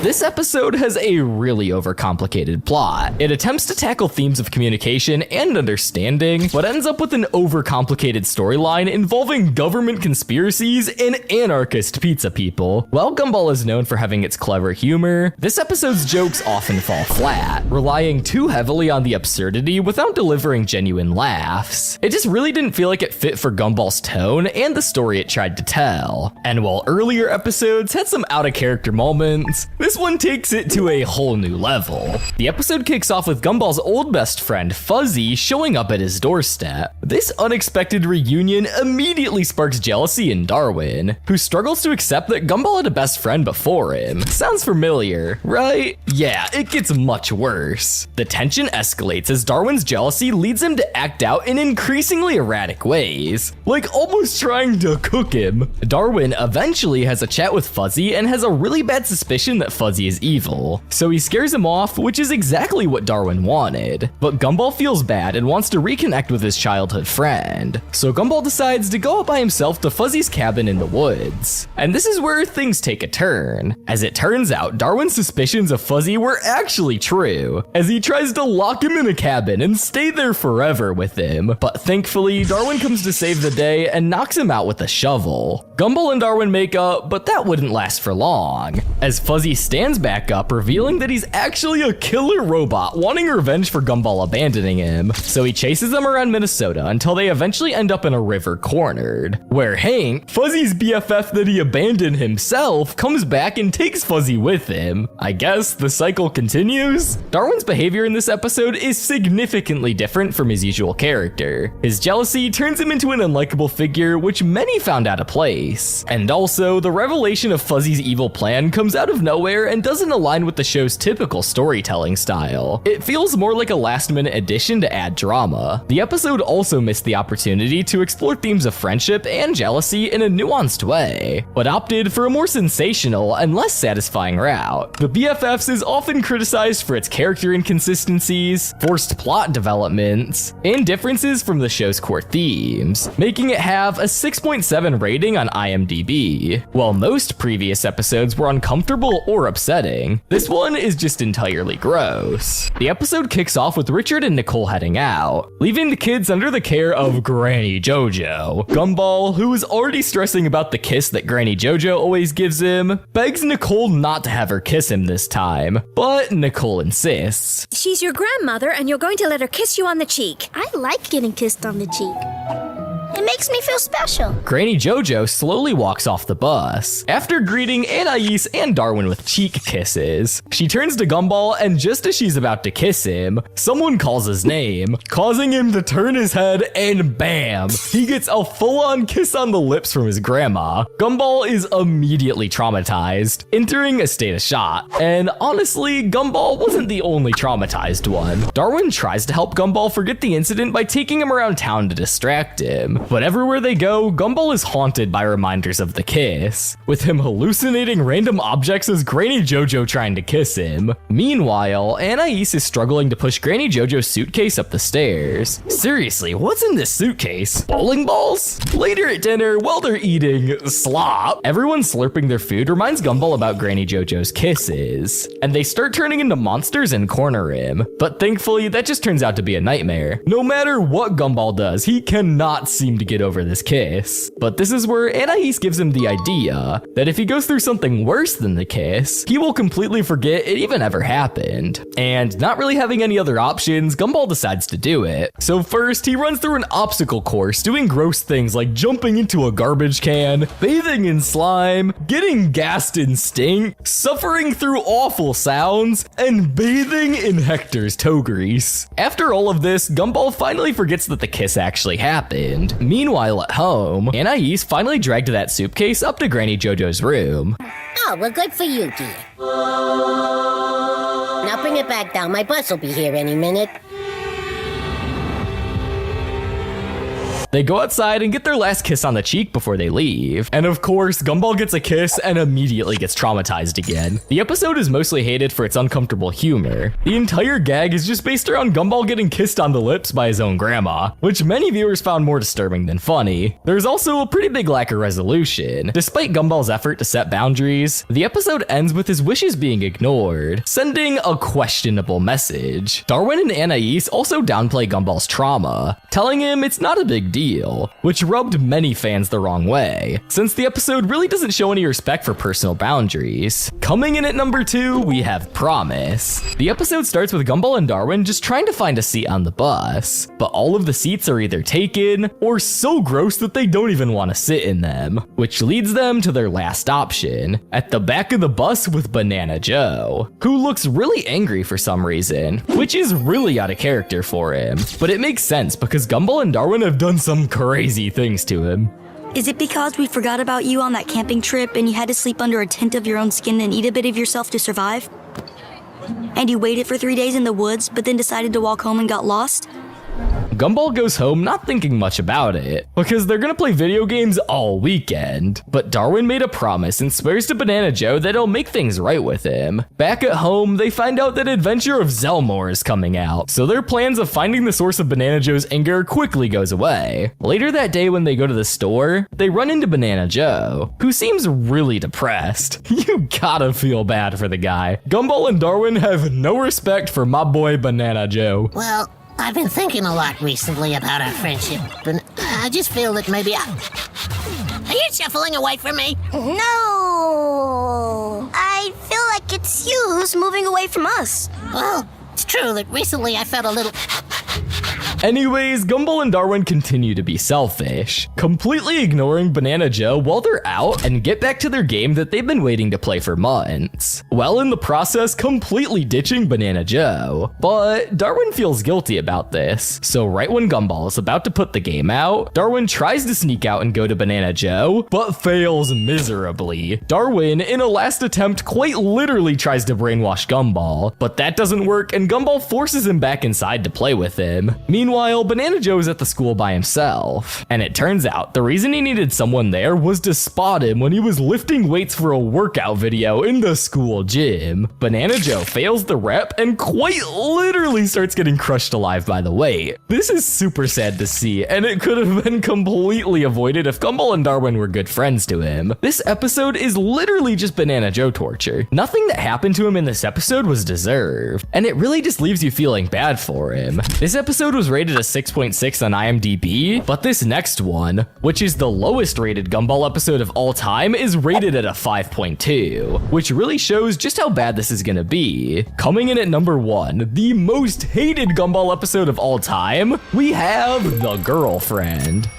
which starts with Jamie barging into the school cafeteria, bullying literally anyone she sees. But this time, instead of her usual antics, she has a revelation after witnessing Alan's act of kindness towards Carmen, and this makes Jamie think that she needs a sweetheart of her own. And unfortunately for Darwin, she sets her sights on him. And Darwin is the worst person this could have happened to, because he's too nice to say no. Jamie aggressively pursues Darwin, declaring him her boyfriend without any consent. Gumball tries to help his brother escape this unwanted relationship, but Jamie's intimidation tactics make it nearly impossible. She even threatens Gumball, shoving him into a locker and leaving him bruised and battered. Okay, rule 1. If you ignore me or break up with me, there will be serious consequences involving you, me, a spoon, and a salt shaker. This episode is already super uncomfortable, but it only gets worse. As the episode progresses, Jamie's possessiveness intensifies. She misinterprets Darwin's actions, leading to violent outbursts, including attacking Sarah and assaulting Richard. Gumball becomes a victim too, forced to act as a bench for the couple. Jamie's behavior becomes increasingly crazy, resulting in her deciding to date Gumball as well, which is crazy. Gumball, from now on, you're my boyfriend too. You may now kiss the brides. You already have a job. Your job is to look after the kids. Do you, notice anything different? You look older. After this, Gumball starts running away, and we get one of the creepiest sequences in the entire show, of Jamie chasing Gumball through the hall. And when Gumball finally gets cornered in the library, Jamie has a moment of realization that she went too far, and decides to stop being crazy and forcing Gumball and Darwin to be in a relationship with her, which sounds like it should be a heartfelt moment, but it's not even a big payoff because of how weird and creepy this episode was in the first place. This episode is just garbage. I don't even know how this got approved in the first place. The Amazing World of Gumball has evolved from an experiment to a multi-million-dollar show in just 14 years. From new character designs to the creator now hating his own show, we're gonna go from the beginning all the way to now to understand exactly how we got here. The Amazing World of Gumball officially premiered on May 9th, 2011, but the idea actually goes all the way back to 2008. At the time, it was a rough concept with the working title Gumball, and while the characters were still coming together, what really stood out was the animation. It mixed 2D styles and 3D styles with real-world images. A strange combo at the time, but one that ended up giving the show its signature look. But the mix of styles didn't just apply to the backgrounds, it extended to the characters themselves. Gumball had his blue look, but was noticeably less polished, which they probably did on purpose. His head was more rectangular in shape, and his enormous eyes took up the majority of his face. In the even earlier designs of Gumball, the blue blue cat we all know and love today wasn't even planned to exist. Originally, he was gonna be a blue dog, but as the character developed, they realized his personality, unlucky but still cheerful, would better fit a cat, specifically a black cat. However, the black cat idea was still too limiting for the kinds of stories they wanted to tell, so the team ended up going back to the drawing board, trying to find something that would stand out even more. And that's when they got an idea. They decided to make him blue because it wasn't a color you'd typically see on cats, and it gave off this 70s, 80s Japanese mascot vibe. That one change ended up defining Gumball forever, making the blue cat instantly recognizable all around the world. But Gumball wasn't the only character to go through a transformation. Darwin's story is just as personal and unique. He was inspired by Ben Bucklett, the showmaker's real-life friend Paul, who spent so much time with the family that they were basically like his adoptive parents to him. That experience shaped Darwin's role on the show, not as just Gumball's best friend, but as someone who was brought into the Watterson family and loved like one of their own. And just like his backstory, Darwin's design went through some changes too. His overall look was recognizable, but those early versions were definitely a bit different. His eyes were oversized, and his head looked way too big for his body. And maybe the biggest challenge was he was originally animated in 3D instead of 2D, but it wasn't just the animation that was changed in the pilot. The voices were completely different too. Ready? Ready for what? Gumball was still in its very early stages, but it was clearly on the path to something special. And in 2011, we finally got to see the potential come to life when the first episode premiered in the US, called the DVD. Right from the start, The Amazing World of Gumball stood out with its wild mix of animation styles, real-world photography for backgrounds, characters, and so much more. Season 1 kicked off with 36 episodes and gave us a real look at the Watterson family and their totally chaotic lives in Elmore. Alongside Gumball and Darwin, we met Richard, Nicole, and Anais. People were hooked fast, and it didn't take long for Gumball to become one of Cartoon Network's most popular shows. Behind the scenes, the show would always be changing, especially when it comes to the voice actors. In the beginning, Logan Grove and Kwesi Bache took over the new voices of Gumball and Darwin, and they showed that they were perfect picks to bring Gumball and Darwin to life. But as time went on, things would change in ways no one saw coming. Changes that would eventually shape the future of the show in unexpected ways. Before long, The Amazing World of Gumball was already making waves. In 2011, just after debuting, it won the British Academy Children's Award for Animation. The first episode pulled in 2.12 million viewers in the US, which really just shows how quickly the show started catching on. Critics also took notice. These early wins set the stage for Gumball to become a standout show in animation, but after a successful debut season, Gumball came back with even more energy and creativity in season 2. Premiering on August 7th, 2012, the new season continued what made it a hit. Some major changes this year included updates to Gumball and Darwin's appearances. While they still had the same iconic designs we all know and love, a few subtle changes were made, such as fading the shadow on Darwin's body, which was mistaken a lot for clothes, and rounding out both Darwin and Gumball's eyes. This would also be the case with the rest of the Watterson family to match Gumball and Darwin. In this year, Logan Grove, Gumball's voice actor, would go on to win an Annie Award for the best voice acting in an animated TV production, a recognition that showcased his incredible talent and dedication that he put into bringing Gumball to life. You're a complete nutcase, man! I don't want to fight you anymore!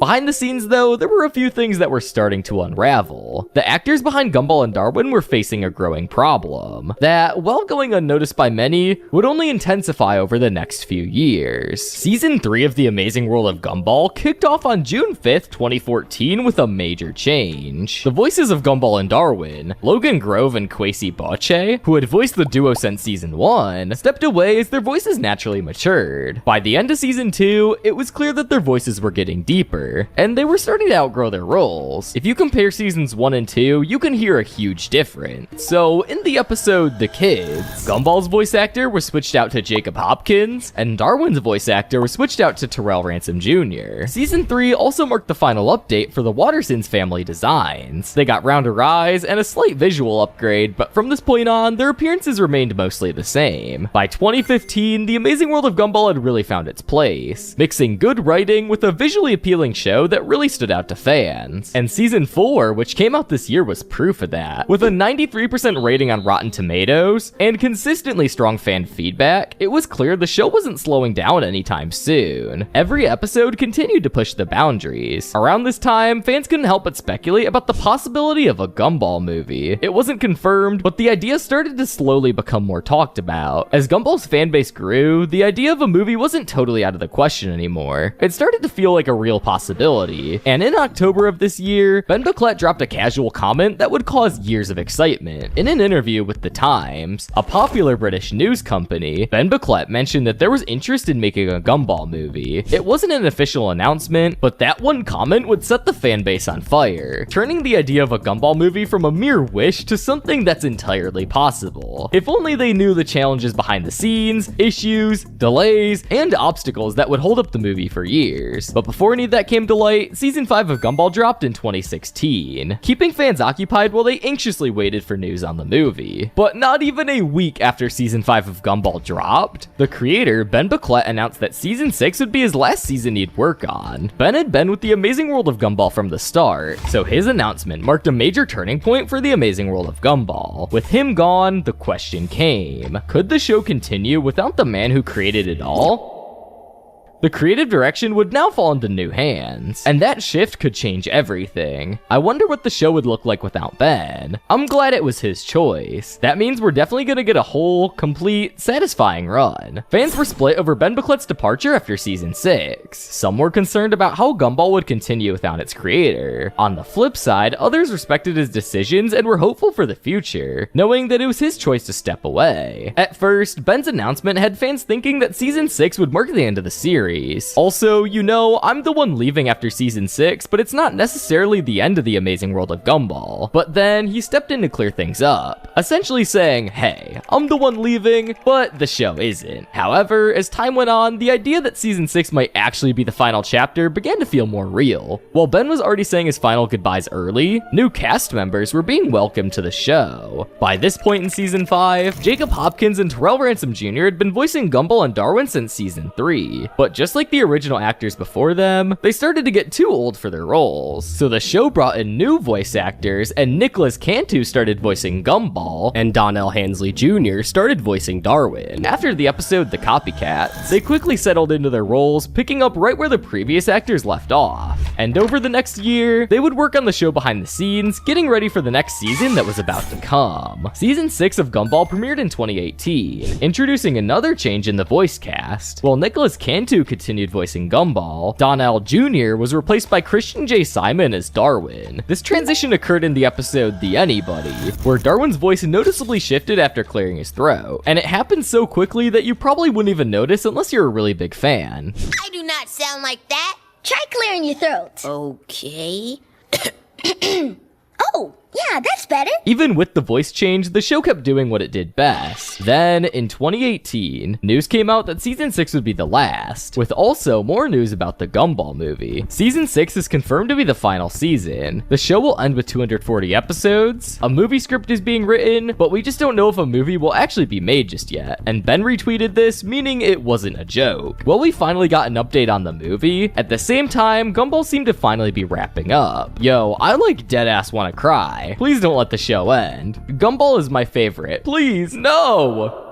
We were finally getting to the movie we'd all been waiting for, but at what cost? The end of Gumball meant saying goodbye to the world that we've all grown to love. With fans knowing that season 6 would be the last, there was nothing else to do but wait for that final episode. But when it came, it didn't conclude anything, and just made us question even more what was happening. Season 6 wrapped up in June 19th with a real cliffhanger, with Rob falling into the void after warning about a certain danger that's coming. The Amazing World of Gumball series finale wasn't just disappointing, it was depressing. I used to hate it, but since the movie got announced, I really enjoyed the episode. As expected, season 6 divided the entire fan base. Some were disappointed, feeling it could have wrapped things up better, while others loved it and eagerly hoped it would set the stage for something bigger, like the movie. In the end, opinions were split and the fan base debated it for months, and even still to this day. While we waited for what was to come next, the following years would give us some content to pass the time. In 2019, we got an unexpected treat with Darwin Darwin's Yearbook, a 6-episode miniseries that dropped in December 2019. This time, the spotlight shifted away from Gumball and onto his best friend and adopted brother, Darwin. The series follows Darwin as he works on the Elmore Junior High Yearbook, deciding who wins the title of Best Person Ever. Although it was only 6 episodes, and mostly recycled clips from the Gumball episodes, it still included some fresh moments that kept fans entertained while they waited for the finale of Season 6 to be answered. After the release of Darwin's Yearbook, fans were treated to another mini-series called The Gumball Chronicles, which followed a similar format. This new series aired in 2020, which was almost a year after Darwin's Yearbook ended. This yet again was another trip down memory lane, giving us short episodes that revisited some of the most memorable moments from the amazing world of Gumball, with new stuff sprinkled in between. While these miniseries were a fun distraction, they also left fans eager to see the next big step in the Gumball universe. Get it? That's the name of the channel. Subscribe. Anyways, and on whether or not that would finally bring the long-awaited movie to life, almost a year later, we finally got some promising updates about the movie. On September 21st, 2021, fans were finally treated with some exciting news. HBO Max and Cartoon Network officially greenlit The Amazing World of Gumball, the series, alongside a full-length, feature-length film Gumball movie. It seemed that the long-awaited movie was finally moving forward, and the future of Gumball looked even brighter than ever. And we were also gonna get this new series, separated from the actual Gumball show. For many, this was the moment they'd been hoping for. A return to Elmore on a much bigger scale. The movie, alongside the new series, promised everything that fans had been waiting for, and it seemed like the long wait was finally over. But things would soon take a turn for the worst the very next year. In August of 2022, Warner Bros. Merged with Discovery, and things started to get pretty messy. At first, it seemed like it could be a good change for viewers, but it turned out to be the complete opposite. With this new merge came the unfortunate cancellation of several fan favorite shows and movies from HBO Max's lineup, and sadly, Gumball got caught in the crossfire. Despite the green light we had received less than a year earlier, the movie we'd all been waiting for, alongside the new series, was put on hold. With no signs of it ever becoming a thing, we were essentially just left hanging, unsure of what would happen to the movie and the new series we'd all been so excited about. While all hope seems lost, behind the scenes, Gumball wasn't completely gone. In the same year, some crew members updated their LinkedIn profiles, hinting that they were still working on Gumball-related projects. Studios like Bobby Pills and Lighting VFX also appeared linked in the project, suggesting that, despite HBO Max's cuts, production was still quietly happening behind the scenes. With no updates for nearly 2 years, we were left to speculate about what was coming next. Then, just when it seemed like the wait would never end, we finally got the news we'd all been hoping for. On May 19th, 2025, Hulu posted a trailer to their YouTube channel called The Wonderfully Weird World of Gumball, which is now airing as a Hulu exclusive spin-off version of the show like originally intended. Although basically, this is just going to be season 7 of Gumball, with the same personality of the characters and locations in the show. And just very recently, as of recording this video, The Wonderfully Weird World of Gumball just fully released on Hulu. And it's insane! From AI companions, to an app that turns people into zombies, it really feels like Gumball is covering more current events than ever. And in this new show, we also get introduced to new voice actors for the characters. Elkio Theo and Hero Hunter will be the new voices for Gumball and Darwin Watterson in the new Amazing World of Gumball series. And in the show, these voices sound great. Are you thinking what I'm thinking? Yeah, we're never eating truffle burger for the rest of our life. Gumball Watterson might look like your average cartoon troublemaker, but don't let that goofy smile fool you. From ruining people's entire lives to tormenting the nicest kid in school, these are 20 of the worst things that Gumball has ever done. Starting with the time he faked a holiday just to get out of school. In the episode The Lie, it had just turned January, and because January is the worst month of the entire year, and literally no one likes it, to cure the depression of the month for Gumball and Anais, they invent a fake holiday called Schnuzzle Tag. Gumball spreads the idea on the bus, claiming there's no school during the holiday. And Principal Brown being Principal Brown, he declares the day off. Well, of course, Miss Simeon becomes determined to prove it's a lie. The Wattersons dive into schnuzzle tag activities that they make up on the spot, creating wild traditions like decorating toilets for Schnuzzle Dude, a schnuzzle feast, and grindcore. But after everyone in town starts celebrating schnuzzle tag, Gumball and Anais realize they have to act as the Schnuzzle Dude, who is the person giving everyone presents on schnuzzle tag. Words, you know? To save Schnuzzle Tag, they ran and they ran. Only one thing was missing, and that was a plan. So with her help, they sneak around the town leaving old Christmas presents that nobody wanted. Except while leaving the presents, they're caught by none other than Miss Simeon. But instead of getting angry, everyone admits that they already suspected the holiday was fake, and were still grateful for the holiday anyway. Well, at the end, everyone was happy to have a holiday in one of the most depressing months of the year. Gumball still fooled everyone in town. But as we will see later, this is just the surface of the worst things Gumball has ever done. And as we dig deeper, we will start to see how ruthless Gumball can be when it comes to getting what he wants. But next up, in the episode The Sale, Gumball and Darwin are devastated to hear the news that Mr. Robinson is moving away. So Gumball and Darwin, absolutely adoring Mr. Robinson, build him a shrine in his honor, and cling to him throughout the episode so much that he finally admits that they're the reason he wants to leave. After a dramatic sigh from above, which actually just turns out to be Gumball with a flashlight, they decide to do whatever it takes to stop Mr. Robinson from selling his house. From staging a fake police arrest, to hiding hobos in the bathtub, and making Richard look like a crazy neighbor, nothing really works, and the new buyers barely react, completely obsessed with how perfect the soil in the yard is. Except Gumball thinks there's actually something deeper, literally, like oil. So he grabs a shovel and accidentally unleashes a flood of raw sewage water instead, which everyone mistakes for oil, and the Robinsons celebrate in their supposed good fortune and cancel the sale, meaning Mr. Robinson is here to stay forever. While Gumball's intentions were to keep Mr. Robinson from moving, his reckless and selfish behavior only made things worse for him, as they really thought for a second that they were sitting on millions of dollars under their house. I wonder how they reacted after finding out the truth, and that they had to keep living next to the Wattersons. But in this next episode, Gumball takes it a little too far by completely annoying Larry, who already deals with a ton of bad customers every day.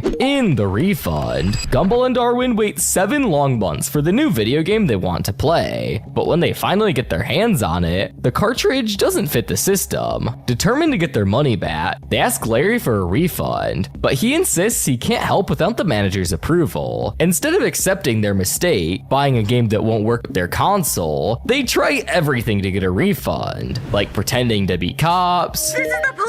You're surrounded! Put your hands where I can see them! Nice try, kids. Attempting to hypnotize Larry, and even showing him a sad charity video starring Anais as a kid living in a shoebox. But still, Larry refuses the refund every single time. When nothing works, Richard steps in, and he tries to intimidate Larry by acting like a tough guy and stealing money from the register, which finally brings out the store's manager, a tiny, cute little bear. But this bear goes all out attacking Richard, forcing Gumball to blackmail the manager just to get a refund for what's worth about probably 20 bucks. Otherwise, we'll put this security video online, but you'll probably get a modest fine and a couple of days of community service. Gumball's actions here show his stubbornness, trying every trick in the book instead of accepting responsibility. Like, I understand wanting a refund, but when it's not possible, just learn from your mistake and move on. However, in the episode The Past, we discover just how malicious Gumball's been ever since he was a little kid. When they find Anais upstairs venting her anger,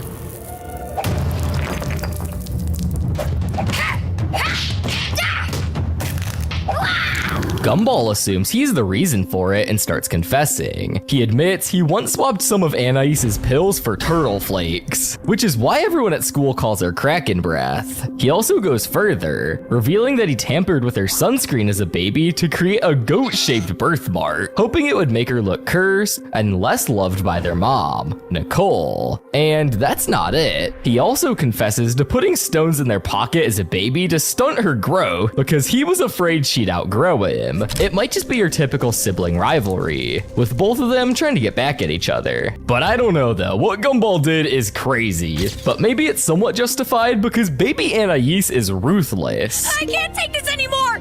I'm getting anxiety attacks! Oh, thank you.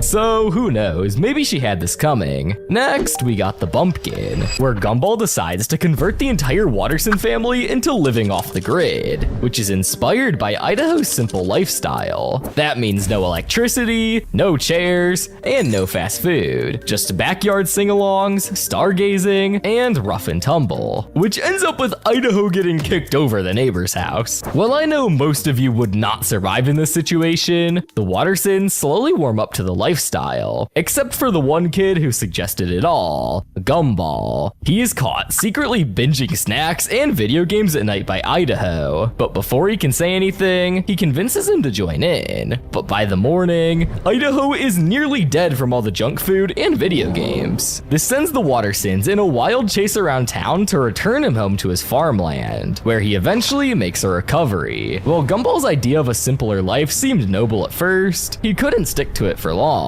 But in the next episode, The Weirdo, Gumball tries to completely change Sussy and make her normal. He starts off by being a bit annoyed and grossed out by Sussy's bizarre gifts and habits, but he tries to be polite so she won't feel rejected. However, after seeing Sussy get bullied, Gumball becomes determined to, quote, fix her, so that she'll fit in and stop being a target. He's judgmental and impatient about her weirdness, trying to change her appearance and personality, convinced that she needs to be normal to survive in society. I'm not quite sure that accentuating her jawline helped. Looks like a meat pyramid. Though his intentions come from wanting to protect Sussy, Gumball acts pretty controlling and superficial, forcing his ideas of what's acceptable onto her. Here, Gumball acts like a fake friend. He tries to make over her personality and looks, showing how quick he can be to judge and force his own ideas of normal onto others. But we do see at the end, Gumball sees life through Sussy's eyes and has a change of heart and embraces her weirdness instead of trying to change her. He stands up to the bullies and joins her on celebrating their quirks, proving that Gumball can actually learn and grow. Well, what he did in this episode is a little messed up. It doesn't even compare to what he did in The X, which really starts to dive into Gumball's jealousy, showing how it slowly builds up and pushes him to act in some pretty selfish and dramatic ways. With a title like The X, you'd expect this episode to maybe be about Gumball and Penny, but instead, it focuses on Gumball's complicated relationship with Rob. Gumball starts off jealous and shaken when his lifelong nemesis Rob switches his focus to ruining Banana Joe's life instead. Despite Penny's advice, Gumball cannot accept losing his arch enemy and tries to win Rob back by sabotaging Rob's plans against Banana Joe. He even goes as far as dressing up like Banana Joe and awkwardly trying to get Rob's attention. And after Gumball ruins yet another plan, Rob finally loses it, yelling at him, calling him the most insufferable, annoying, and selfish person he's ever met. In fact, I think I really Say it. hate you!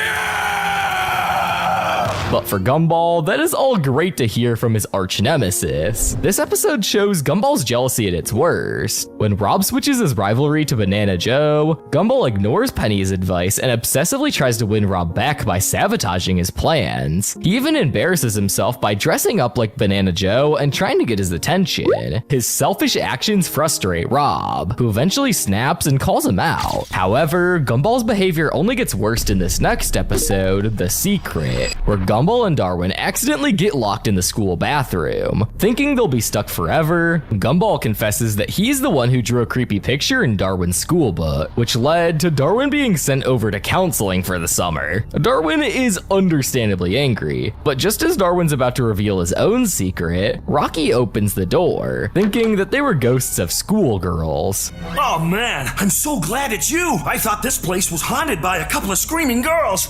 We're saved! They celebrate secret being freed, but of course, Gumball doesn't let go of what Darwin was about to say, and becomes completely obsessed on finding out Darwin's secrets. He tries everything, from completely destroying him in a game, to feeding him spicy food, messing with his head, and even locking them in the bathroom again. Not only does Gumball turn obsessive, but he becomes manipulative and totally ruthless. All just to know what kind of dirt Darwin has on Gumball. However, once he realized how he's treated Darwin was wrong, he apologized and moved on, completely unaware that the real secret was him totally embarrassing himself with some awful dance moves, and trashing his room in the process. Check this out.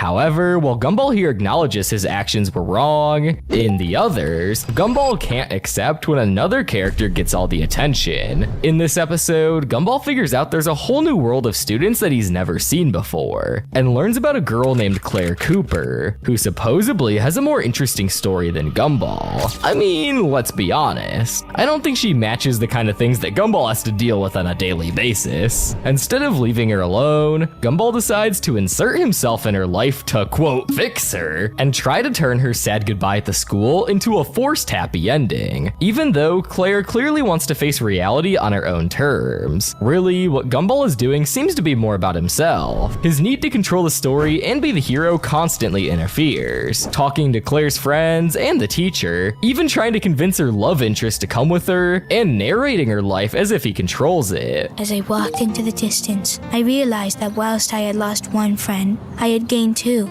both far superior to the other one.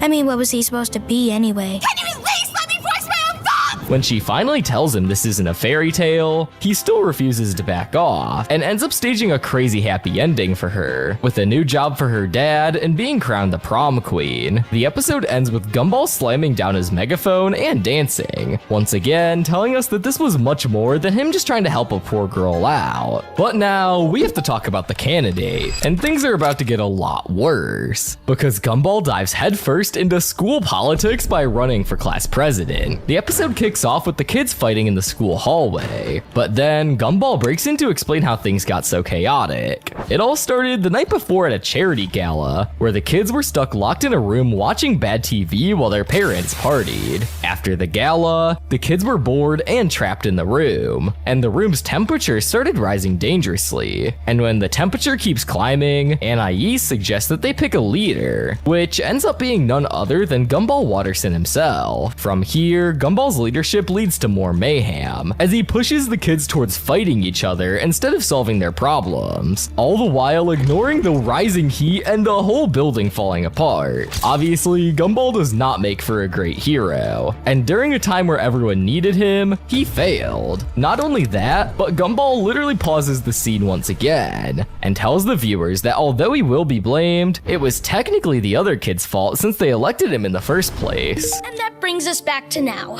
I know they'll blame me, but it was once said that the higher we soar, the smaller we appear to salty little people who can't fly because they're losers and therefore blame you for every little thing, even though they kind of elected you in the first place. Gumball! Meaning that he knew what would happen if he got elected, but he still went along with it, most likely so he can feel superior and powerful. But now we're on to the top 10 of Gumball's worst moments, and his antics are only going to continue to get exponentially worse. And the perfect example of this is in the episode The Dream. It starts off with Gumball freaking out after he has a dream that Darwin kissed Penny, and like any normal person, Gumball won't just let this go. Darwin tries all sorts of over-the-top apologies, from poems to dog videos, but nothing seems to cool Gumball down, because he feels betrayed by both Darwin and Penny, even though it was all just a dream. And things get worse as Gumball then schemes with cupcakes to win over Penny, but ends up accidentally making her allergic and swelling up, which just makes him even more frustrated. In the end, Gumball forgets about the whole thing when he makes Darwin accidentally kiss Sussy instead in the dream, and he still has the guts to say to him it's just a dream, which he couldn't accept himself. Throughout this episode, Gumball is just completely obsessed with this dream, and his jealousy grows, making everything way more dramatic than it needs to be, and dragging Darwin along for the ride. But sadly, that won't be the last time Gumball's feelings for Penny ended up as some of his worst moments moments in the entire series. Next, we got the episode The Scam, where Gumball hatches an elaborate Halloween scam with Carrie, posing as ghost exterminators to frighten the entire class, and eventually the whole town. And they're doing this because they're trying to steal everyone's Halloween candy. He knowingly spooks his classmates and tells them about the legend of a man named Gargoth, and keeps chanting his name pretending to summon it. But later in the episode, when the real Gargoth actually gets summoned, he wants all of their Halloween candy to feed his appetite. But Gumball acts out of pure self-interest. He grudgingly feeds the monster every single piece of candy, but then he hoards the final lollipop to himself until Carrie forces him to give it up, risking everyone's safety over one stupid lollipop. This moment stands out as one of Gumball's worst, because he intentionally tricks and scares his friends and teachers for his own gain. His selfishness is clear when he refuses to give the last piece of candy, even though he's putting everyone at risk. Quick!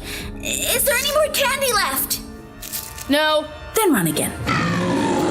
Even though they end up saving the day, this episode really shows how selfish, sneaky, and careless Gumball can be when it comes to getting what he wants. Now that the scam's out of the way, let's dive into the episode The Mothers, which takes place on Mother's Day, a day that's supposed to be all about appreciation, but with Gumball, it quickly turns into a competition. For Mother's Day, Gumball and Darwin are making Nicole a flashy card. But of course, immediately Tobias and Banana Joe start bragging that their moms are the best, which pushes Gumball into turning Mother's Day into a full-blown competition. He drags Nicole to the mall for a bunch of wild challenges against Tobias's and Banana Joe's mom. From escalator races to dodging flying cans, Nicole gets completely worn out and dealing with all kinds of chaos. When she finally finds out what the boys put her through just to prove that she's the best mom, she is furious and sends Gumball and Darwin into the car. In the end, they share a heartfelt hug, and Gumball tells her that she's really the superest mom in the world, and everything seems to be forgiven, but for tricking Nicole into thinking that they were gonna spend a normal Mother's Day together, only to put her and the other moms through a bunch of extreme challenges that nearly had them risking their lives just for their selfish contest, it's pretty messed up. But after all that chaos, things only get worse in the episode The Test, where Gumball is so desperate to be popular that he fakes a whole new personality, bottles up his sarcasm, and ends up just making everything even more of a mess. The episode kicks off with Gumball taking a silly online personality quiz, only to freak out when it calls him the loser. So he decides to act totally different and bottle up all his sarcasm, but instead of making him popular, his fake nice guy act messes with reality so badly that the world turns into a cheesy sitcom, with Tobias stepping in as the new loser and even trying to steal Penny. Gumball snaps and lets out his bottled sarcasm in a blast of literal venom that burns Tobias's whole face, flipping everything back to normal, while everyone stands around awkwardly, laughing as Tobias withers away in pain.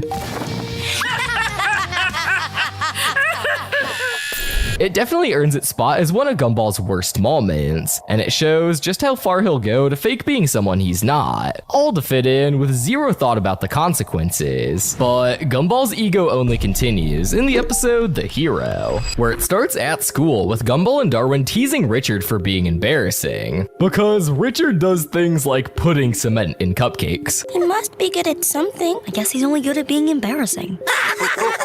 Richard overhears this, and this leaves him heartbroken. At home, Nicole demands that they apologize before they can have anything nice, but Gumball's ego is so massive that he can't even apologize. They don't want to apologize so bad that they end up choosing to eat spoiled food and get kicked out of the house, not being allowed to take showers. Who's the loser now? We got soap, all we need is water. Dude, I think I'm starting to regret this challenge. It's coming!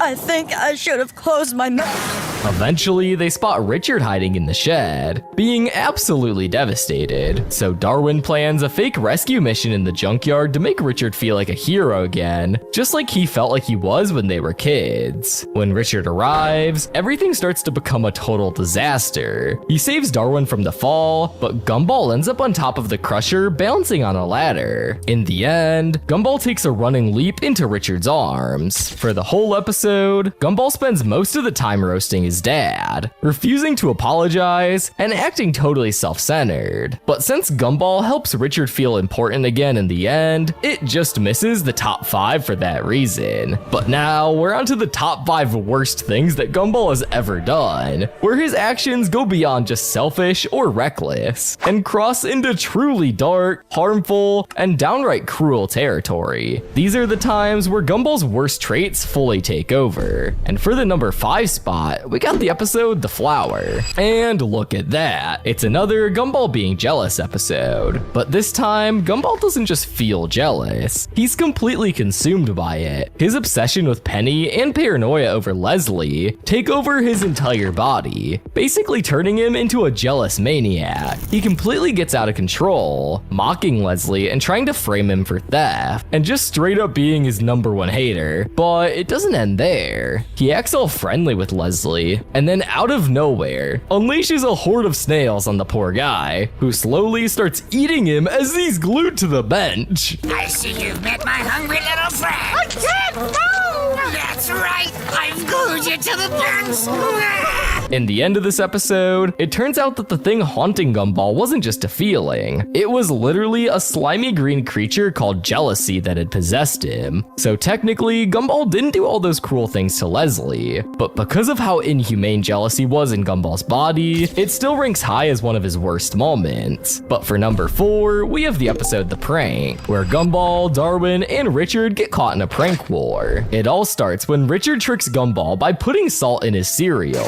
causing Gumball to squirt ketchup all over Richard's face in revenge. But things continue to get out of control from here. Gumball cruelly manipulates Richard into humiliating himself with ridiculous stunts, forcing him to dance half naked on the roof. I'm a ballerina! I'm a ballerina! I'm a ballerina! I'm a ballerina! Wedge himself head first into the chimney. Try and fit down the chimney, head first. And even get sent to sea on rafts. Yep, he's definitely out cold.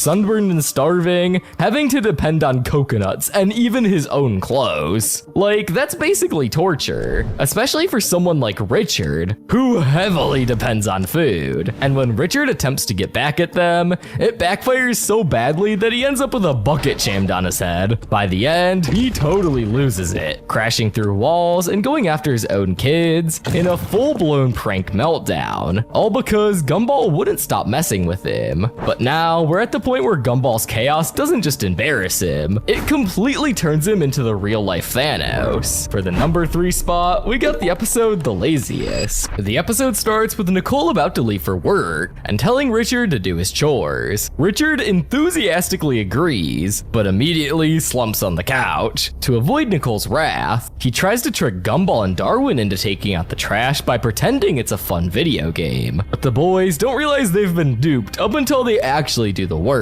and they angrily confront their dad. Richard claims his laziness is a medical condition, which inspires Gumball and Darwin to outlazy him. Richard turns it into a contest. If the boys find someone lazier than himself, he'll do their chores for an entire day. But if they don't, Gumball and Darwin have to do Richard's chores for life. The lazy off begins with the 3 collapsing on the couch. Richard loads up on sugar, so Gumball and Darwin do the same, but the sugar rush makes them hyperactive and unable to sit still. Realizing they can't win like this, they call a timeout to find someone lazier. And this is where they hear of a legend named Lazy Larry, better known as Larry Needlemeyer, who used to be the laziest man in town, until Richard took over that title. When the boys ask Larry to get lazy again to help them beat their dad, things quickly spiral out of control. Because of Gumball and Darwin's chaotic interference, Larry almost immediately loses his job, his car, his girlfriend, and even his house. His life quickly falls apart, turning him back to his old self. It's a harsh reality. Gumball and Darwin are the reason Larry's life goes completely downhill. What started as a silly contest to prove who's lazier ends up wrecking someone else's life, revealing just how thoughtless and reckless their actions can be. And this type of behavior doesn't stop there. In the episode The Recipe, Gumball causes Anton to be killed. In the beginning of the episode, Anton Anton seems to die during the swim class, but turns up totally fine the next day, and Gumball becomes obsessed with figuring out how he survived. Through this, they discover that Anton's parents literally pop him out of a toaster whenever he just dies, and Gumball tries it himself, accidentally creating a bunch of clones, with one of them even wanting revenge. And one of the clones, decides he wants to replace Anton completely, and even tries to take Gumball as his new best friend, calling him his father. Which, calm down there, buddy. I know Gumball is not ready to have a son anytime soon, but things get way out of hand when Ant 1 turns the other clones into an army and goes after Gumball and Darwin. In true Gumball fashion, the chaos ends with Ant 1 getting pushed into the pool, and everything goes back to normal. This is what I would say if the episode didn't end with Gumball and Darwin mistaking the real Anton for a clone. We played with life and didn't think of the consequences.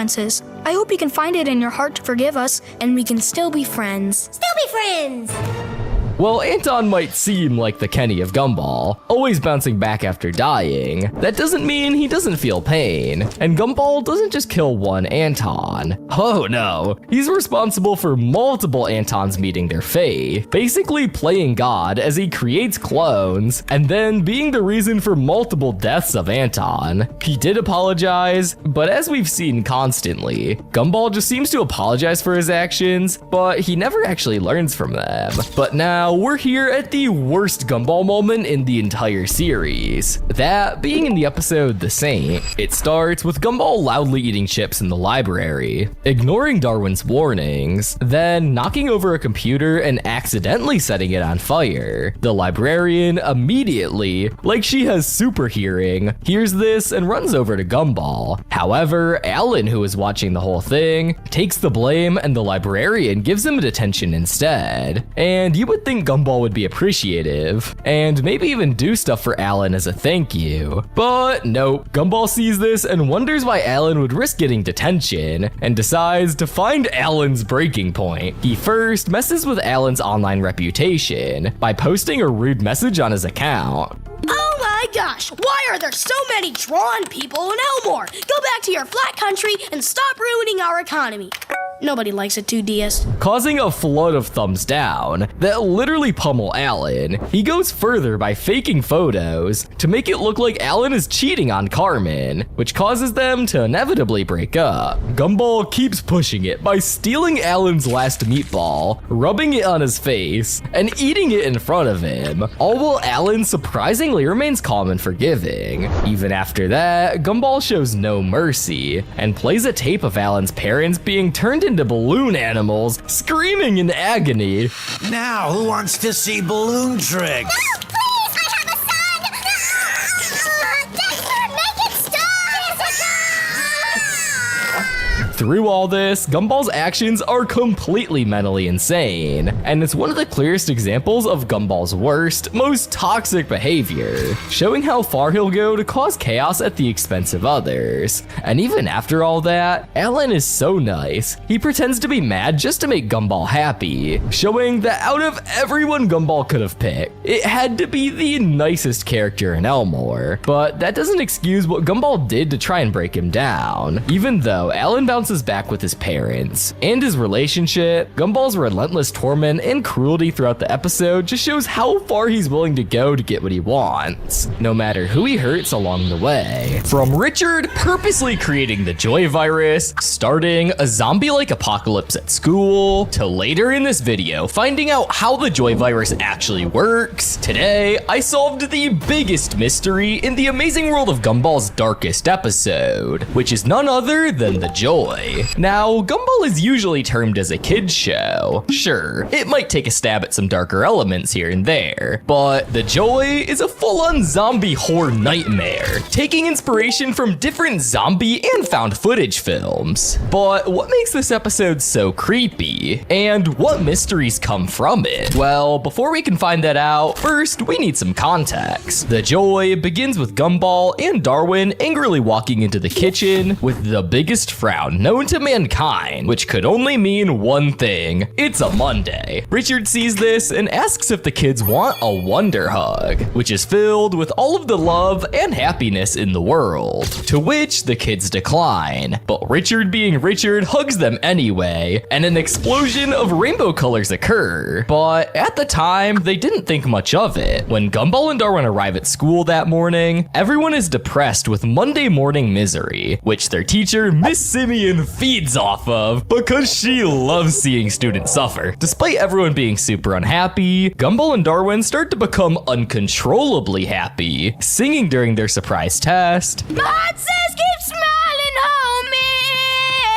How dare you sing in my class? Heel clicking through the halls and constantly smiling. Even when they try, they still can't stop this joy. Miss Simeon immediately notices that something is wrong with them, as she believes that the joy is not a result of two happy kids being happy, but in fact is a dangerous disease that needs to be treated immediately. The joy then spreads to their brains and causes them to hallucinate that Miss Simeon and the nurse are a cute stuffed monkey toy and a candy cane respectively. Miss Simeon then decides to quarantine them as their condition gets worse and worse. They keep hysterically laughing until the heart rate monitor they hooked up becomes rainbow as the joy fully takes over. They break out of the quarantine room and hug both Principal Brown and the nurse, infecting them both with the joy virus. Miss Simeon is able to get away and lock herself in her office, but it's too late as the infected hug more and more people in the school halls, turning them all into zombie-like creatures. As all hope seems lost, Miss Simeon accidentally turns on the cassette player with depressing classical music. This causes the infected Principal Brown to start crying and then suddenly turn back to normal. Miss Simeon then has a plan to hook up the cassette player to the PA in Principal Brown's office to play the song for all the infected to hear, in the process curing them all. And at first, this seemed like a pretty good plan, but in order to do that, she must get past the hallway riddled with the infected. She tries to get around them, but quickly fails, and is now chased by all of them until she makes it to the office. But once she gets there, the song is finished, and if you don't know, in order to repeat a song on a cassette player, you have to rewind all the way back to the beginning. She tries to do this, but it's too late as the infected tackle her to the ground, and although she puts up a good fight, she succumbs to the joy. And that's the episode. We don't see anyone come to save the school. It just ends on Miss Simeon being infected and laughing creepily. It's really ironic that an episode titled The Joy has the most miserable ending, and the first mystery that we're gonna look at and actually try to solve comes from that ending, as many believe that the events in the episode in the school was somehow cured off camera. One popular theory is that Principal Brown, after being cured, escaped school and told the Elmore Health Organization about the outbreak and how to cure it. This theory does make sense, as Principal Brown did hear the classical music being played, so he could probably put two and two together and figure out how to stop this. However, where the theory falls apart is that Principal Brown would have had to make it out of the school without being infected again. But when he runs off, he's clearly panicked, which would make him a prime target for the infected. Also, he's very slow. His character design is even inspired off a slug, so he probably can't outrun them. Another theory is that Tobias was the one to cure the school, since his rainbow color gave him immunity to the disease, but it's made very clear that Tobias doesn't care about the disease, and probably wouldn't go out of his way to help cure it. Ladies, contaminate me.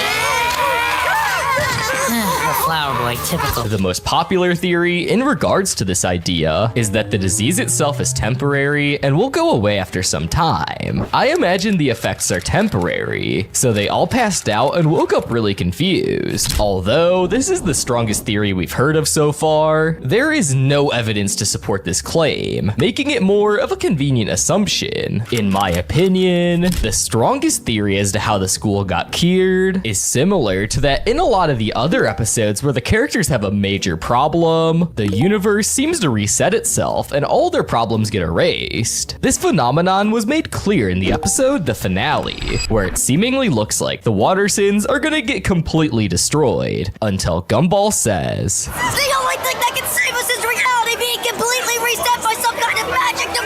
And then the credits roll with the family being back to normal in the next episode. We don't know. Maybe the world reset itself after the episode ended. Like, what happened to the finale? This explains how the show can go on when a seemingly life-altering or life-changing event happens. Like, for example, in The Fraud, the entire freaking school blows up. But in the next episode, it seems like nothing ever happened. So I believe that the same thing happened after The Joy. When the credits rolled, the universe reset like none of it ever happened. Another question though that arises in this episode is the cure. Miss Simeon finds out that Beethoven's Moonlight Sonata, her favorite song, can actually revert the transformation. But why? Well, the reason the sonata is her favorite song is due to its depressing nature. To her, it's basically the anthem of sadness. It's so sad, in fact, that it causes the infected Principal Brown to turn back to normal and start crying. So it seems like intense sadness is what can cure the joy, which is pretty ironic since the whole episode started because Gumball was depressed, and now we're trying to turn them from happy back to sad. It comes full circle, but back on track. In the end of the episode, despite being hugged by many students, Miss Simeon still doesn't turn into a joy zombie. Although she eventually does give in at the end of the episode, she puts up more of a fight than any of the other students who immediately turned into it after being hugged. This is probably because Miss Simeon's love for all things depressing probably gives her some level of protection against the joy virus, further strengthening the idea that the cure for the joy is depression. Many people refer to the joy as a virus, including the Gumball Wiki. This is likely due to how the zombie infection in the movie Quarantine is also a virus, and this episode was heavily inspired by the movie. However, this clearly isn't any normal virus, which shows us that there is something more beneath the surface. But then, what is this disease? Well, it's made pretty clear that the joy is causing its hosts to act in a way that they wouldn't normally, suggesting that it has some kind of control over them. This indicates to me that the joy is actually a sentient thing that tries to spread itself across multiple hosts via hugging. This argument is supported by how the disease is aware and adapts to its conditions, initially tricking Gumball and Darwin into trying to hug the teachers, but more gently and innocently. But when Miss Simeon wasn't reciprocating and restrained them, the disease understood it had to be more aggressive and violent if it wanted to spread. So therefore, I believe that the disease is some sort of sentient pathogen that can be passed by hugs. But this raises another big question. How do the hugs transmit disease? Richard's Wonder Hug initially caused an atomic bomb to go off in their house, but the rest of the deadly hugs just seem to be regular hugs. There are cases where diseases can be transferred via touch, but it isn't usually like that if the person's hand, or whatever they use to touch the other person, is covered in bodily fluid like saliva or mucus from coughing into their hands. However, the infected don't seem like their hands are covered in fluids, right? Well, while their hands might be clean, if you take a closer look at their mouth, you see this strange rainbow liquid, and it's shown in the episode that Coach coughs this rainbow liquid into his hands. This indicates that the rainbow liquid is what actually transmits the disease. This also confirms that the disease is actually a virus, as viruses are usually spread through the exchange of bodily fluids. So what is the joy? Well, I believe that it's a sentient virus that spreads itself through rainbow liquid, which contaminates all the host's hugs to try and find more hosts to help spread the virus further. But the final and undoubtedly the biggest questions in regard to the virus come from its origins, and specifically Richard's involvement. The first people to get this virus were Gumball and Darwin, who were given the Wonder Hug by Richard, seemingly inflicting the disease onto them. However, Richard also seems completely immune to the disease, which has sparked many theories. One of them being in the same Reddit post by YouThinker227, who argues that it could be Richard's stronger adult brain. My best guess is that Richard's adult brain can handle more happiness and joy, but this theory falls short since Miss Simeon, Rocky, the nurse, and Principal Brown all get infected despite being adults. So no, I believe the reason that Richard is immune is because Richard already already has the joy virus, and the disease can't alter his psyche because he's just too damn happy. I'm a bun, I'm a bun, I'm a tasty, tasty bun. Meaning the joy virus doesn't have any control over him. If Beethoven's sadness can overpower the joy, then why can Richard's happiness overpower it? And why would Richard spread the disease? It's Richard. He's a loving father, and he would never put the lives of his own children in distress, right? Well, we all know that Richard is a very kind-hearted person. However, his biggest flaw is his stupidity. In trying to fix a situation, he can make it 10 times worse because he doesn't particularly have much going on up there. So his solutions are usually short-sighted and could put the lives of others in danger. And I believe this episode is a prime example of this. Richard tries to give the kids a wonder hug in order for them to not be upset anymore. However, he didn't foresee the consequences, and since he's immune to the disease, he thinks the wonder hug will just make them happier, without knowing the true extent of the disease. This also explains why the disease tries to spread itself. As established previously, the disease is sentient and wants to infect everyone, but the answer why is unclear. Richard's intent of trying to cheer the kids up was reflected in the virus, who tries to cheer up all the other depressed kids in school, but instead is a lot more aggressive. So Richard, in trying to help the kids, accidentally created a virus which wants to cheer up the kids by turning them and their entire school into zombies. Yeah, pretty much sounds like Richard. The amazing world of Gumball is filled with Easter eggs, references, fun facts, and so much more. So today, we're finding one interesting fact from each Gumball episode, from season 1 to season 3, starting with the very first episode of Gumball, the DVD. This episode revolves around Gumball forgetting to return a DVD that he rented from Laser Video. After being barraged by Nicole to give it back, he goes to get the DVD, only to find Darwin using the DVD as a pizza cutter. And then, to make it even worse, he throws it down the garbage disposal. Gumball and Darwin now have to try to find a way to get Laser Video off their bat. What is their idea, you may ask? Well, instead of downloading the movie online, Gumball and Darwin try remaking the movie in their backyard, and we get to see it in all of its glory. The movie that they rented and tried to remake, Alligators on a Train, is clearly a parody of the movie Snakes on a Plane, with Darwin even mimicking Samuel Jackson's mannerisms and mustache in their version of the movie. The next episode, The Responsible, has Gumball and Darwin babysitting their little sister, Anais, while their parents are out. But Gumball and Darwin treat Anais more like,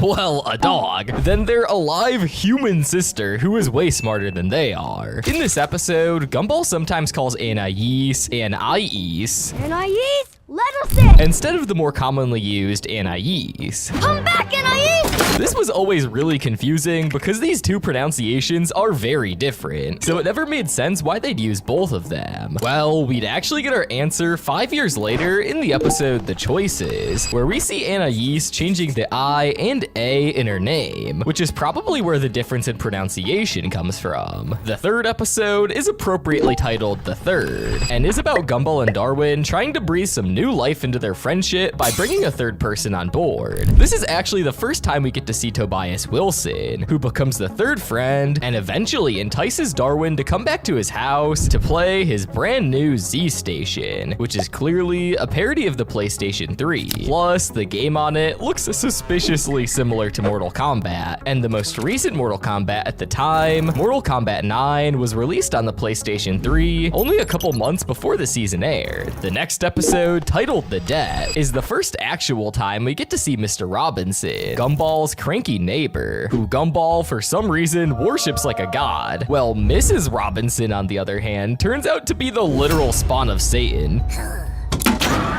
You can see that Mr. Robinson looks a lot more realistic in this episode. This is because as the series went on, they wanted to use Mr. Robinson more and more, and to make the process easier, they changed his design to look more animated. Next, in the episode The End, Gumball mistakenly thinks that the Earth will end by the end of the day when it's just an eclipse. Every time the scene transitions, they show how much time has passed on a 24-hour timer. This is a direct reference to the TV show 24. starring Kiefer Sutherland, where every season takes place over 24 hours. And after every commercial break, they'll show how much time has passed on a 24-hour timer, exactly like how they do in this episode of Gumball. Next is the episode The Dress. In this episode, Gumball's clothes get destroyed, leading to him having to wear Nicole's old wedding dress, which fools all the kids at school into thinking Gumball is actually the new girl in the class. And this even causes Darwin to fall in love with him. This goes way too far, and Gumball has to break up with Darwin. In his speech to Darwin, Gumball says, "It's better to have loved and watch that love be burnt before your very eyes than to never have loved at all." Which is a reference to the poet Lord Tennyson in memoriam. Then we have the quest. In this episode, Tina steals Anaïs's Daisy the Donkey toy, and the gang have to sneak into the junkyard to steal the toy back from Tina. This episode is best known for its chase scene. The trio run away from Tina. And in fact, this scene was so memorable that there was actually an online flash game based on it called Dino Donkey Dash. I remember playing this back as a kid and getting so mad because the mechanics were just too much for my brain to handle. The next episode is The Spoon, where a criminal named Sal Left Thumb tries to rob a gas station and gaslights Gumball and Darwin into helping him. Now, the biggest fun fact in this episode is that it actually features the first fourth wall break in the entire show. When Donut Cop comes and asks the boys about why there's a mustache in his hot dog, the boys say it's their secret ingredient, and they wink at the camera. Though this may be small, this would be the first fourth wall break in a show, let's just say the first of many. Next up is The Pressure. In this episode, Masami forces Darwin to be her boyfriend. Much to Darwin and his friends' dismay, repeatedly, Banana Joe and Tobias say pals before gals, to remind Darwin that the boys come first. Pals before gals! Remember, pals before gals. This line is a more family-friendly version of the iconic Bros Before Hoes. The Pals Before Gals line resonated so much that they decided to make t-shirts with the line on it. Now, we're on to episode 10, The Painting. In this episode, Anaïs draws a picture of her family, showing all of the dysfunctions of each member. Richard being too lazy, boys being too crazy, and Nicole being too stressed. In order to stop the boys being so insane, he sends them to Mr. Small, who tries teaching them anger management. One of the exercises is screaming all of their anger out, which, when Darwin is asked to do so, he produces a bubble from his mouth that, when popped, makes a noise so loud that this happens. The clip of the house being destroyed is actual real footage of the US military testing out the Apple II nuclear bomb. The next episode is titled The Laziest, and it revolves around Gumball and Darwin trying to find a person that is more lazy than Richard Watterson in order to win a bet. Everyone tells them to go find Lazy Larry, but Larry says that he's done being lazy. Plus, he mentions he even has a house and a car now. A lot of people have pointed out the similarity between this house and the iconic Park House in Regular Show that Mordecai and Rigby stay in. But did you know that this house is actually a replica of the real house in Vallejo, California? Seemingly, the only difference is the color. Next up, we have The Ghost, and this episode is filled with references and fun facts. In this episode, Carrie takes over Gumball's body and eats an abhorrent amount of food. There are loads of references to The Exorcist in this episode, like the main conflict of Gumball fighting back against the spirit possessing him is literally the same plot as The Exorcist, and how he creepily twists his hand and contorts his body around is just like in the movie. Also, the montages that play during Carrie's rampages are a homage to one of, if not the most controversial music videos of all time, Smack My Shut by The Prodigy. This video is so twisted that you can't even find the full version on YouTube. The mystery is the next episode, and this episode has the class trying to discover who assaulted Principal Brown. Gumball goes through each suspect until he lands on Darwin, who has toilet paper stuck to his shoe. This makes Gumball believe he's guilty, but then the class tells him that the toilet paper has been on his shoe all day. Then it cuts to a montage of Darwin walking around, unknowingly dragging toilet paper with him, with comedic music behind it. This entire scene is a reference to The Benny Hill Show, which was a classic British TV show that aired for over 40 years. The Benny Hill references don't end there though. window, because when Principal Brown and Miss Simeon are flung out of the window, a puppet is used instead of animation, which is also a nod to the Benny Hill Show. Then there's the prank. In this episode, Richard pranks Gumball and Darwin, which starts a full-on prank war. A lot of the pranks they pull on each other have Easter eggs. For example, when Gumball and Darwin push Richard into the ocean on a raft while he's sleeping, that is a reference to the Parent Trap. Another prank where Richard puts a bucket of water on top of the door, thinking it will drench Gumball and Darwin, is actually a reference to the movie Carrie, where at the end of the movie, Carrie gets a bucket emptied on her as a prank. The next episode is the G. In this episode, Gumball and Darwin are wearing karate G's, pretending to be martial art masters. While the entire school is making fun of them, there are multiple references to the Karate Kid, but I think the biggest and funniest reference is the training montage, where Gumball and Darwin go outside and train with this rock song, similar to how Daniel LaRusso did in the movie.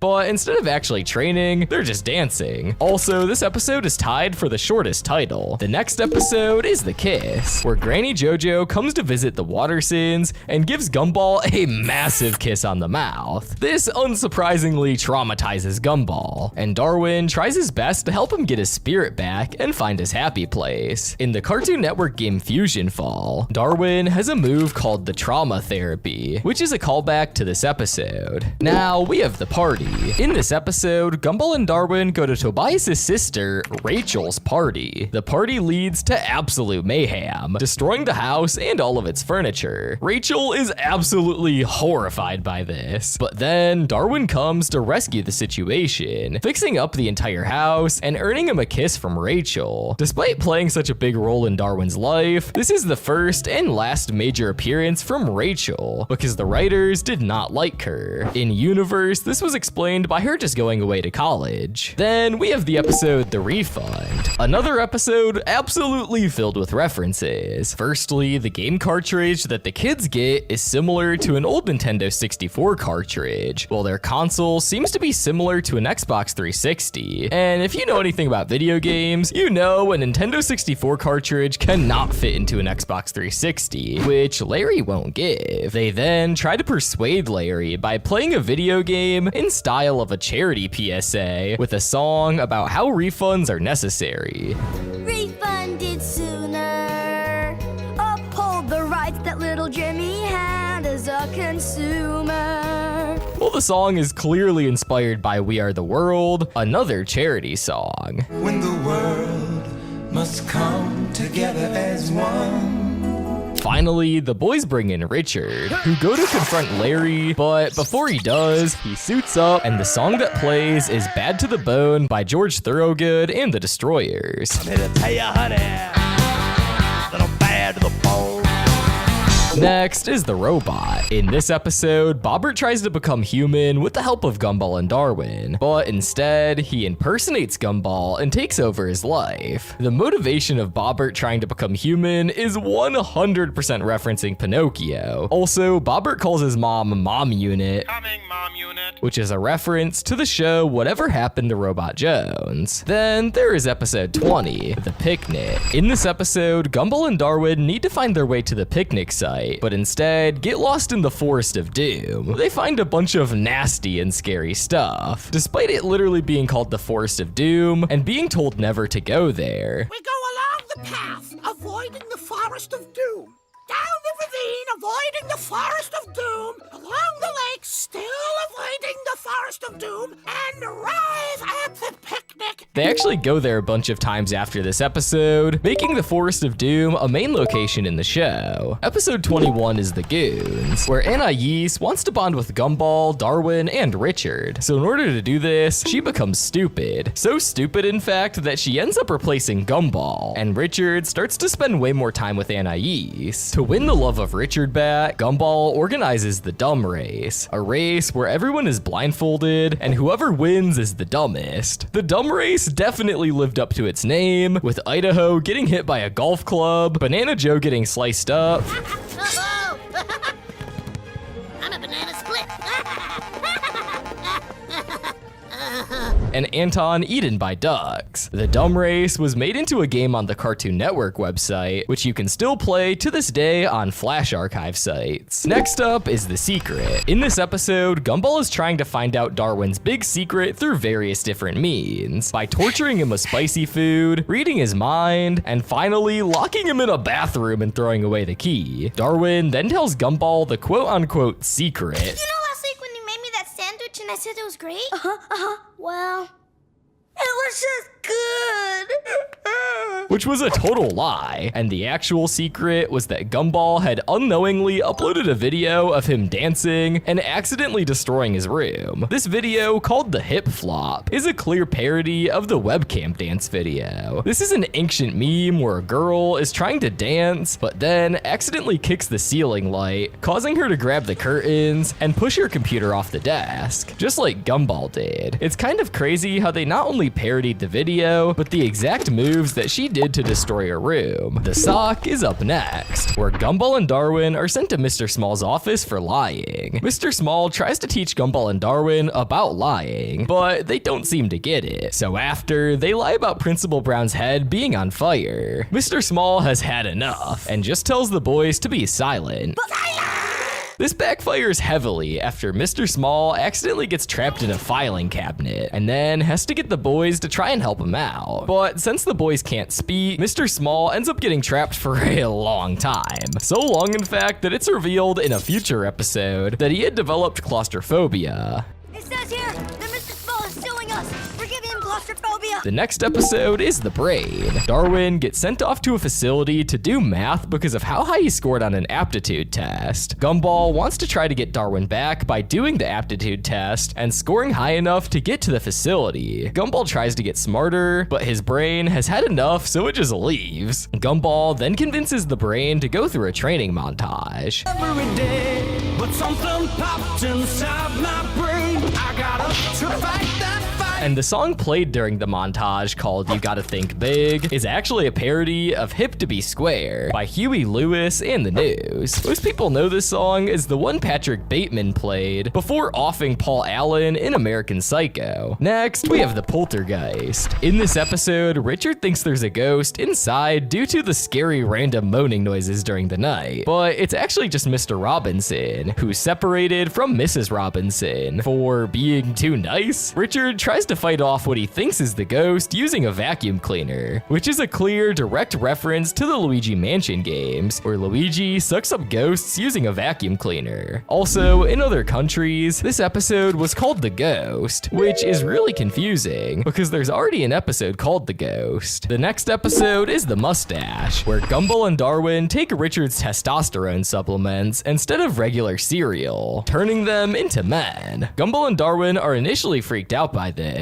but after they realize that being men is actually really cool, they sing a song about it called Because We're Men. Now, if you're a fan of SpongeBob, you may recognize that name, because there's a song in the 2004 SpongeBob movie called Now That We're Men, Now that we're men, we are invincible. which Gumball parodied for this song. Because we're men, and we can have our own kids. Next up is the date. Gumball gets invited to Penny's house for what he thinks is a date, but it's actually a funeral for her pet spider. Gumball needs to get suited up for the occasion, and where else to go but the dump. Richard helps him pick out clothes, including shoes, and you may not have noticed it, but this is the first time that Gumball ever wears shoes. Now, we have the club. In this episode, the family all goes to their own clubs, but unfortunately, Gumball doesn't have a club to go to, and he can't fit into any of the clubs that his other family members go to. So he's recruited by the Rejects Club, but he politely turns down their request, which causes them to try to take revenge, but then the whole Watterson family fights back. This whole fight sequence has multiple pop culture references. Firstly, Nicole needs to get angry to break down the door, so Richard tells her that he recorded a wrestling match on their wedding tape.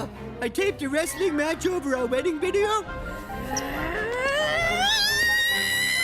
This is a reference to something that happened on the sitcom Everyone Loves Raymond. Then Richard confronts one of the Egg brothers, who says, "You shall not pass." Thou shalt not pass! Which is obviously a reference to Gandalf from Lord of the Rings. You shall not pass!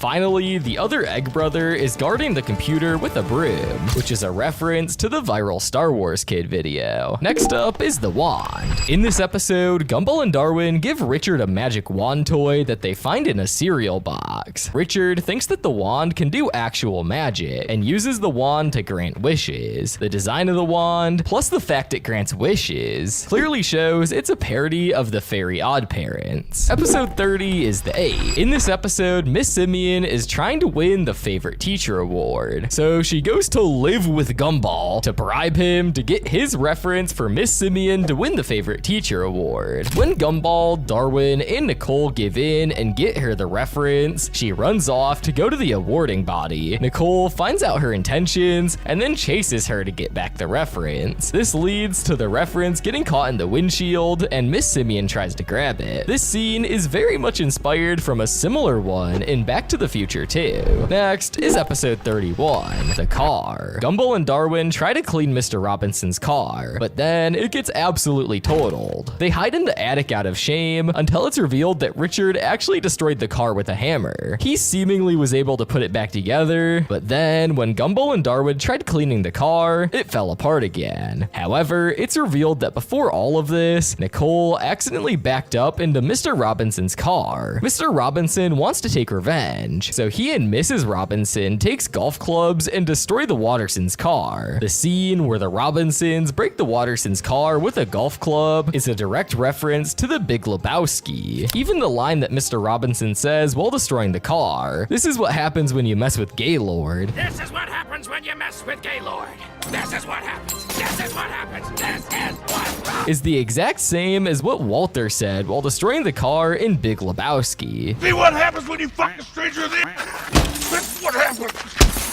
Well, almost the exact same. Up next, we have the curse. In this episode, Gumball believes that he is cursed because of how much bad luck he has. This episode actually has had multiple clips surface before the episode aired. You may think this was because of a leaker, but no, the official Cartoon Network published these clips for some reason. Next is the microwave, where Gumball and Darwin microwave a bunch of gross stuff that turns to life. They name it Kenneth and become its parents. However, Kenneth proceeds to eat their family and becomes a kaiju. Ben Baclet revealed on Twitter, this episode was the first one he ever thought of, and he even created an animatic of this idea way before the episode began production, which he used to pitch Gumball to Cartoon Network. At Ben Baclet, what was the first Gumball episode ever thought of? An episode called The Gross Jar. It was just an animatic to sell the show to Cartoon Network. Then we have the Meddler. Nicole goes to school with Gumball and treats him like a baby the entire day, causing him to become extremely embarrassed. After a whole day of his mom following him around, he's had enough and tells her to leave. But literally, as she's going into her car, Gumball calls her back to help him during a cheerleading tryout.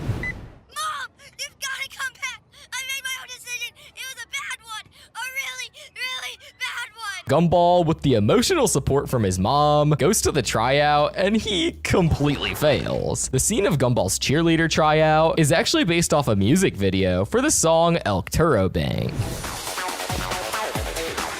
Up next is the helmet, where Gumball is tired of his lucky tinfoil hat, so he gives it to Richard and Nicole. All three of them then develop an unhealthy obsession with the hat, to the point of them literally fighting each other over it. So Anais and Darwin decide to throw the hat into a garbage crusher, but just as they're about to throw it into the crusher, Gumball snatches it, acting unhinged and feral. However, they are eventually able to snap Gumball out of it and destroy the hat. If you haven't picked up on it already, this episode is a massive homage to Lord of the Rings, where the tinfoil hat is, well, the ring, which causes everyone who wears it to develop an obsession with it. Even the plot of Anais and Darwin needing to throw the hat into the fiery garbage crusher is the same as the Lord of the Rings, where Sam and Frodo need to throw the ring into the volcano at Mordor. The final episode of season 1 is the fight. In this episode, Tina wants to fight Gumball, and so Gumball tries to avoid her at any cost. After most of his attempts fail, Gumball then sneaks the help of Darwin, who builds him a suit out of cardboard and a bucket helmet. The way Darwin puts the helmet on Gumball is directly referencing both episode 2 and 5 of Star Wars, when Darth Vader puts his helmet on in the hospital and meditation chamber respectively. Now we move on to season 2, where the facts only get more interesting. Episode 1, The Remote, has the family all trying to get the remote so they can watch their show at night. Anais says the brand of the remote is supposedly a Logicar 2000, which is a play on the Logitech electronics company. However, the reason I say supposedly is that Anais actually played the whole family the entire time, making Nicole buy a fake remote, which was just a garage door opener. The scene where the family realize how Anais had duped them is a clear homage to the Saw movies. In the Saw movies, whenever the twist is revealed, the characters will flash back to seemingly unimportant scenes, but were actually pivotal in the story. The scenes would also be complemented with an ominous score. This is exactly how the final scene of the remote played out.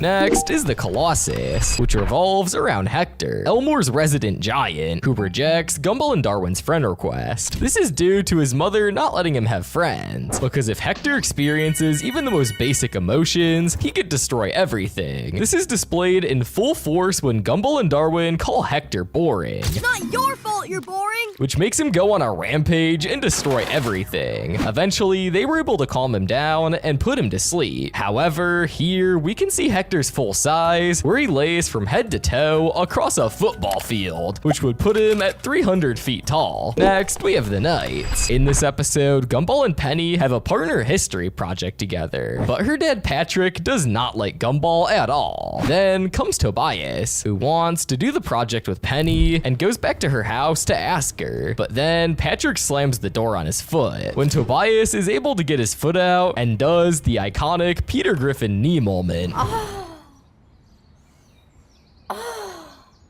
where Peter hurts his knee, he'll grab it and go "Ah!" for an extended period, just like how Tobias did. Next is the fridge. Nicole makes a chart on the fridge and ranks the family based on their achievements for the week. This seemingly fun chart, though, is taken way too seriously, to the point where they're all fighting each other over it. There's a bunch of Star Wars references in this. First is when Nicole tells Gumball to join him in becoming a winner. Enough! I have won! The game is over! Not until you've shot me. Then you'll finally join me. Which is clearly a reference to when Darth Vader told Luke to join him in Empire Strikes Back. Join me, and I will complete your training. When Nicole gets put at gunpoint in the paintball match, she tells him to use his anger. That's right. Use your anger. Which is the same thing Emperor told Luke in Return of the Jedi. Good. I can feel your anger. But the most apparent reference is when paint-written Richard asks Gumball to take off the mask. Take off the mask. Which is 100% a recreation of the scene where dying Vader asks Luke to remove his helmet. Up next, we have the flower, where Gumball believes Leslie and Penny are in a relationship. So he gets super jealous to the point where he literally gets possessed by his jealousy. There are loads of references to ghost media in this episode. Like the salt ring they trap Gumball in is a reference to the show Supernatural. The whole exorcism scene is a homage to, well, The Exorcist. And finally, when Leslie uses a vacuum to suck up the ghost, it's clearly a reference to Luigi's Mansion, or the Ghostbusters. Also, the final reveal that Leslie and Penny are cousins actually makes biological sense, as peanuts can grow on certain flowers. You gotta break up with Leslie! What are you talking about? We're not dating, we're cousins!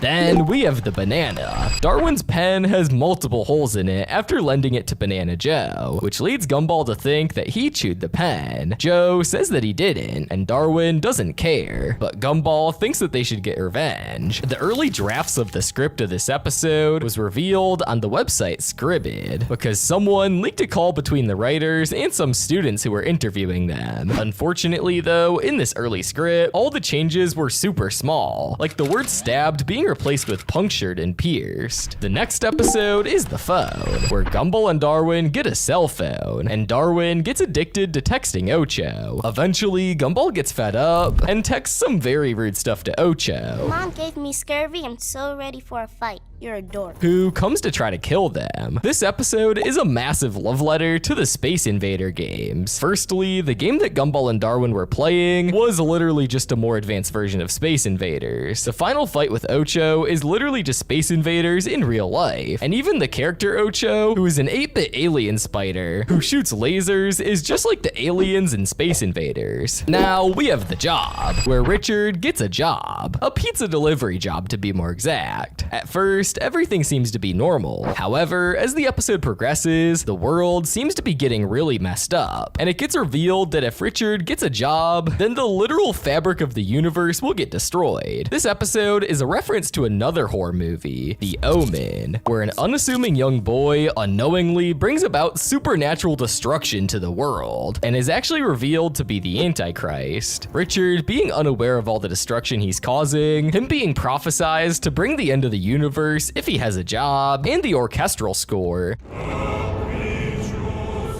All of this points to this episode being a reference to The Omen. Halloween is the next episode, where Gumball and Darwin go to a ghost party with Carrie and literally become ghosts. This episode is historic, as it's the first time in the history of the show where the title doesn't have the word "the" in it. Also, the climax of the episode is a reference to the Poltergeist, where everyone gets pulled into a portal. That brings us to Season 2, Episode 10, The Treasure. This episode revolves around Gumball, Darwin, and Anais trying to find out why they're so poor, which leads them on a treasure hunt that eventually reveals that Richard got scammed for $24,000, which is why they are poor. This is actually the first time where the Wattersons are explicitly said to be poor. The reason we'll never be able to afford what we want. Which is one of their most important traits later in the show. Also, the movie that Richard watches, How to Rat-A-Wing Your Panda, is a parody of the Brazilian mockbusters Ratatouille and the Little Panda Fighter. Even the snippet of the movies that we see in the episode look almost identical to those bootleg movies. Season 2, Episode 11, The Apology. In this one, Miss Simeon tries multiple ways to get Gumball and Darwin in trouble with Principal Brown. One of the things she tried was putting in a $100 bill on the ground in hopes that they'll steal it and she'll catch them in the act. When the boys see the money, they are overcome with joy and scream.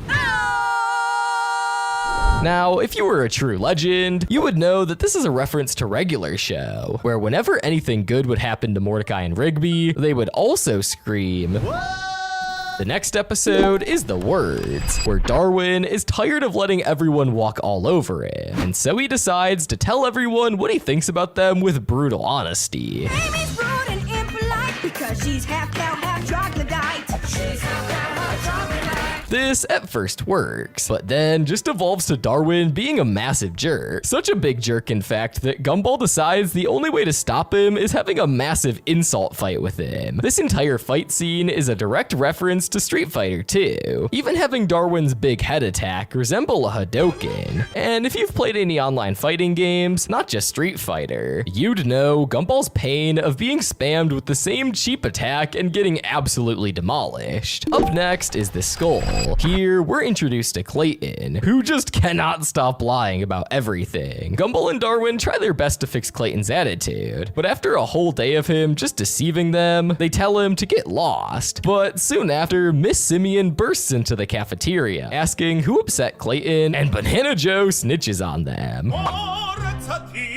The song that plays as Banana Joe points to Gumball and Darwin is the Vesti La Gubita, pronounced Vestili La Juba, by Ruggiero Leoncavallo. Then we have the bet, where Gumball wins a bet against Bobbert, and so he has to obey Gumball's every order. This eventually backfires when Gumball, for some stupid reason, says Bobbert terminate Gumball. As long as I don't say Bobbert terminate Gumball or whatever, it's fine.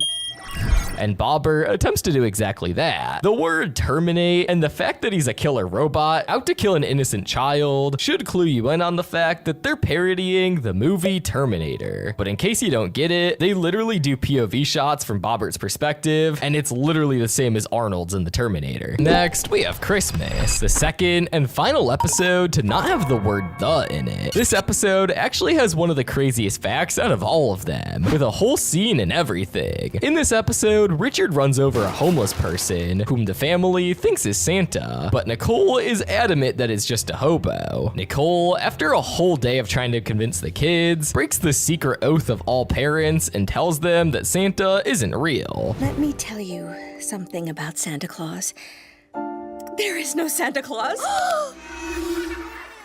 This breaks their hearts, and they run away. Nicole tries to find the kids in a park where she says Santa isn't real, just like Bigfoot, the Easter Bunny, the Tooth Fairy, and Switzerland. This scene in the park was actually cut in several countries after release, probably because the network didn't want to piss off the country of Switzerland. I remember back when the episode first came out, and I'd seen the version with the scene, but a few months later, and all the reruns were the version that had the cut scene. So I thought I was either going insane and had hallucinated a whole freaking scene, or there was some Mandela effect at play. But no, it was just Cartoon Network gaslighting me. Next is the watch. Richard gives Gumball a watch and explains its entire decorated history to him, which is very much paying a homage to Pulp Fiction. Gumball thinks it's just a waste of space, so gives it to Darwin, who gives it to Marvin, his elderly neighbor. Now, if Darwin had listened to Richard's explanation, he would know that Marvin had been trying to get the watch his whole life. So this leads Gumball and Darwin to try multiple ways to get the watch back, until they realize Richard doesn't really care about the watch, so they let Marvin keep it. This is until they realize that the watch costs $700, and then a massive mobility scooter chase ensues. The two guys in the TV program where they value the watch was actually Mick Graves and Ben Boclet, who are two of the creators of the show. Now, we have the episode The Bumpkin,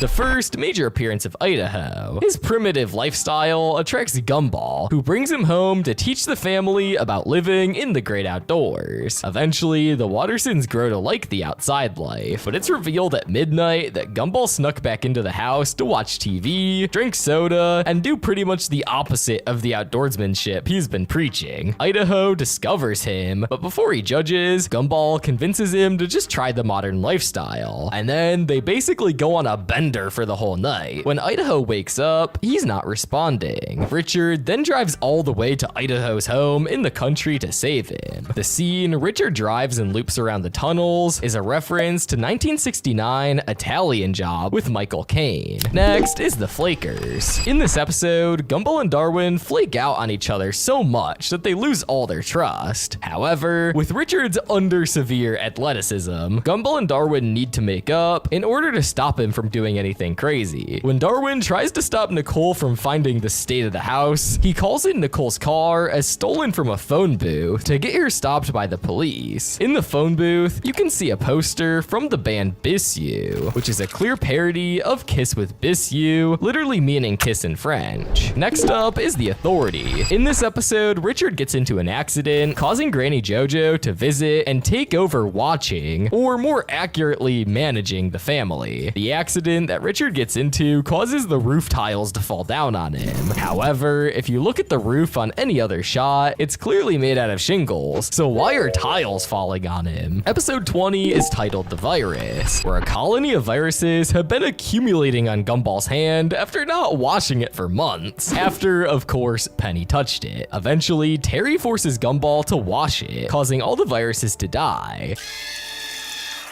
But one of the viruses swears revenge on Gumball for all of his fallen brethren and tells Gumball, "I hope your body is ready." I hope your body is ready. Which is a reference to the iconic line by former Nintendo US President Reggie Fils-Aimé. My body is ready. The next episode is the pony. In this episode, Gumball and Darwin have to try to rent a DVD to watch with their sister, but the movie's so bad that they need Carrie to try and break the time-space barrier and rent the DVD from them. The movie's titled A Pony's Tale and is a clear parody of My Little Pony, and the movie that Carrie was renting, titled A Nightmare on Elmore Street, is literally just A Nightmare on Elm Street, but with Elm replaced with Elmore. The next episode is The Hero.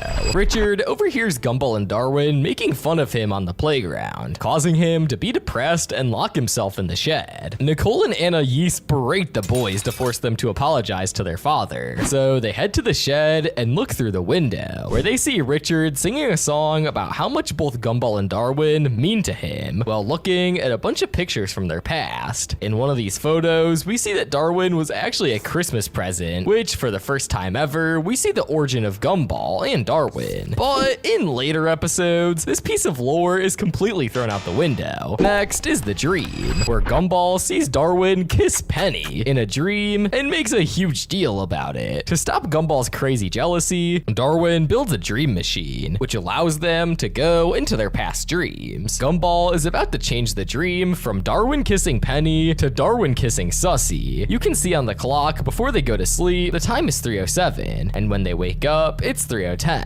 Which means that the time in the dream world moves the exact same as time in the real world. Now we have the sidekick, where Darwin is tired of being Gumball's sidekick, so Gumball lets Darwin take the lead by trying to get their game back from Tobias. Darwin believes the best way to do this is to kidnap Tobias's mom and send a ransom note to get their game back. Gumball freaks out when Darwin tells him what he did, so then they try to return the stolen mother before Tobias finds the note. This whole sequence of Gumball and Darwin getting Tobias's mom back home is a reference to the movie Weekend at Bernie's, where two guys have to fool everyone around them that their boss is actually alive when he's been dead and just propped up by the other guys. In the episode, Gumball and Darwin have to fool the people around them that the lady duct taped to the chair they're rolling around isn't kidnapped, so they draw eyes and a mouth on duct tape and put it over her actual eyes and mouth to look like she's happy, similar to how in Weekend at Bernie's, the two guys put sunglasses on their boss to make it seem like he's still alive. Next up is the potato. Gumball tries to get a good photo for the yearbook, but every single one of them just looks so ugly. Mr. Small says that it can come back later, but that will be the last of the photo retakes. Gumball then gets a literal facelift from Darwin because his face is built like clay. Gumball, now happy with his new face, goes to get his final photo, where he sneezes, ruining his final photo. Many people wonder which photo he used for the yearbook, but if you actually look at the previous episode, you can see in the yearbook that they used one of the pre-facelift ones. Then we have the tag. In this episode, Richard and Mr. Robinson both get into a fight, leading them to both get put under house arrest. You may think that this would lead them to calming down, but no. Both of them go to war, trying many different ways to mess with each other's lives without breaking their house arrest. Gumball has had enough of both of them fighting, so he decides to play a game by locking them in a garbage can, with the only way to get them out being a key inside of a cage, which they both need to get to free themselves. This entire game Gumball has made to teach them a lesson is clearly a reference to the Saw movies, where Jigsaw tries to teach his victims by playing his games. They both even use videotapes for the instructions. Next is the storm, where Carmen tries making Alan jealous by kissing Gumball. This leads to Alan getting super depressed, and Gumball's reputation being dragged through the mud. Masami then suggests to Gumball that he should set her up with Alan to make Carmen jealous. However, it's revealed Masami orchestrated the whole thing just to get with Alan, who she had a massive crush on. This is actually a reference to the pilot episode where Alan and Masami were dating. Up next, we have the lesson,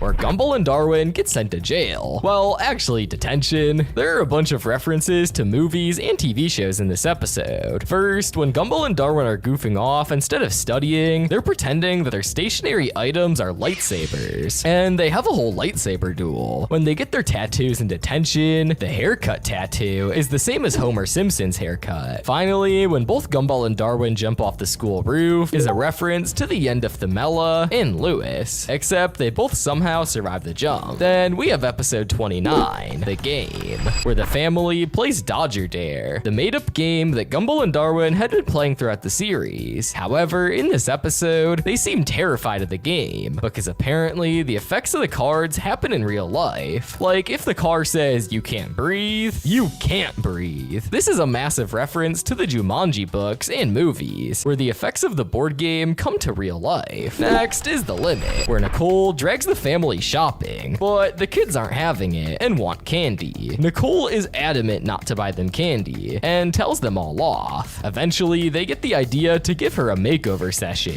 The makeover makes her look very similar to Heath Ledger's Joker from Dark Knight, and combined with her going crazy makes her extremely scary. Next up, we have The Voice. In this episode, Gumball and Darwin get a threatening email from someone who they've wronged, except it doesn't narrow it down at all, because they have wronged a lot of people. So Gumball and Darwin just go to apologize to everyone they know. While this is happening, we see the POV of a person who they've wronged stalking them throughout the day with this deep British accent. You have foolishly fallen into my trap. Eventually, they find out that it's William, the floating eyeball. The distant voice that William has is actually portrayed by Mick Graves, the writer, creative director, and executive producer of the show. Then there's The Promise. Banana Joe is upset with Gumball and Darwin for constantly bailing out on him, which makes Darwin really remorseful. And so he tells Joe that he'll help him with his video on the weekend. However, this makes Gumball super mad, as the new Legend of Zelmore released that weekend, and they've been hyped to play it for years. Darwin had even promised that he would come to play it the day it came out. The Legend of Zelmore is clearly a parody of The Legend of Zelda, and when Gumball opens the box with the game in it, he sings the tune that happens whenever Link finds something in a chest. Bonus fact, when Banana Joe is all bandaged up at the end and needs to communicate, he uses a bell, 1 ring for yes and 2 rings for no. Now, all the cultured viewers would know that this is exactly how Hector Salamanca used to communicate in Breaking Bad. Next is the castle. In this episode, Richard is left in charge of the house when Nicole goes to work, meaning the kids can do whatever they want. However, this quickly turns sour, as pretty much everyone in town goes to the house and takes advantage of Richard's kindness, basically throwing a massive party. Richard tries multiple ways to stop people from trashing the house, even saying no the first time. I'll have to say no. But none of these methods work. In the end, Nicole comes back home, sees all the people trashing the house, and tells them to leave. After one of them asks what she's gonna do about it, she pulls him towards her and gets petrified of her stare. This is a reference to the Ghost Rider's stare, which can subdue pretty much everyone. Now we have the boombox, where Juke tries getting Gumball and Darwin to understand him, but he just speaks in random beats.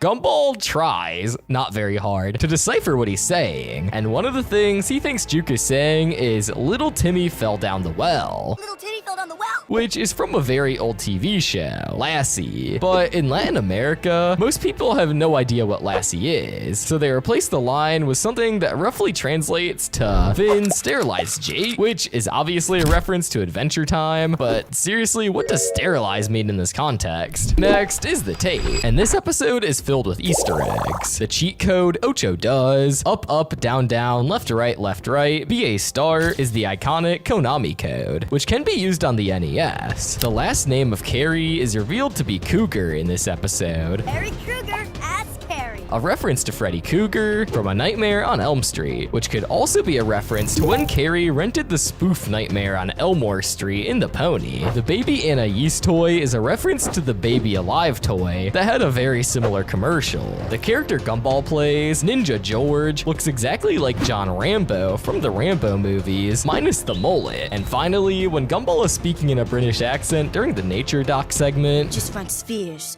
Orbiting spheres. He's clearly portraying David Attenborough. Next is the sweaters. In this episode, we're introduced to Sarah, who reveals that at her old school, Gumball and Darwin are treated like royalty. This causes 2 of her past classmates, Carlton and Troy, to challenge Gumball and Darwin to a fight, a tennis match fight. Then we're introduced to their coach, Mr. Kreese, who looks exactly like Omni-Man. Even though the show Invincible, where most people first found out about Omni-Man, wasn't released until 20 2021, the Invincible comics were released in 2003, which means that the creators of Gumball may well have seen Omni-Man and decided to use him as inspiration for Mr. Kreese. The character is also a reference to John Kreese from Karate Kid, because, well, he's an evil coach with the last name Kreese. Up next is the internet, where Gumball gets jump scared by a video and has an interesting reaction. Gumball accidentally uploads the video and becomes instantly viral. Gumball is humiliated and decides to go to war with the internet, where Gumball watches the jump scare video before he gets scared and says, "There's no ghost in this video. It's just a car driving down a road."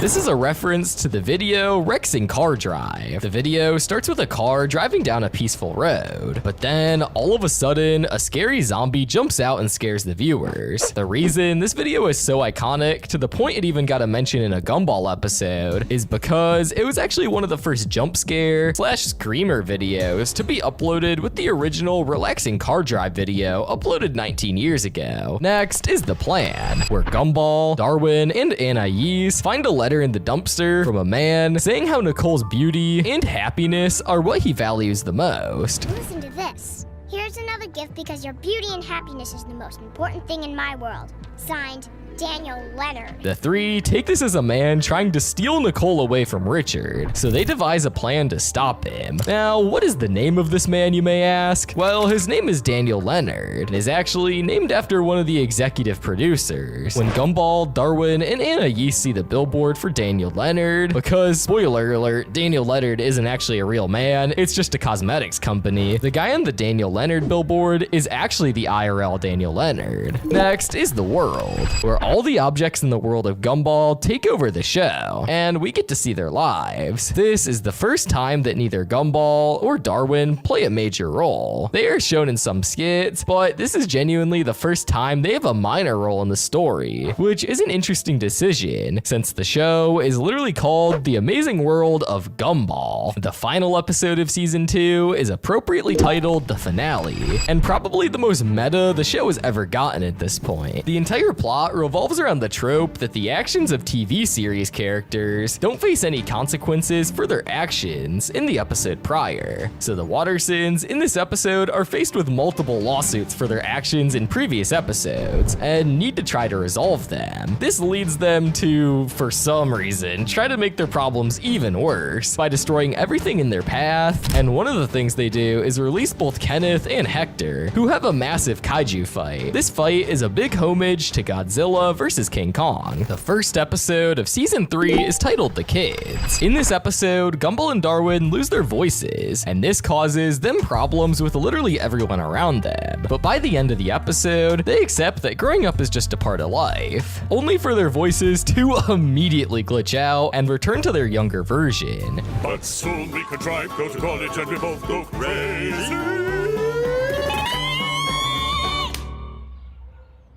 This is the last time we hear Logan Grove and Kwesi Bache voice Gumball and Darwin, and it's also the first time we hear Jacob Hopkins and Terrell Ransom Jr. voice them too. The second episode is called The Fan. In this episode, the duo are stalked by their fangirl, Sarah, who tries so hard to inject herself in their lives. Sarah's character is a meta reference to stan culture, which is basically when a celebrity gets so big that some of their fans will literally revolve their entire lives around them, stalking them, pretending to be in a relationship with them, and creating weird fan fiction about them. These are all things that Sarah does to Gumball and Darwin, which understandably freaks them out.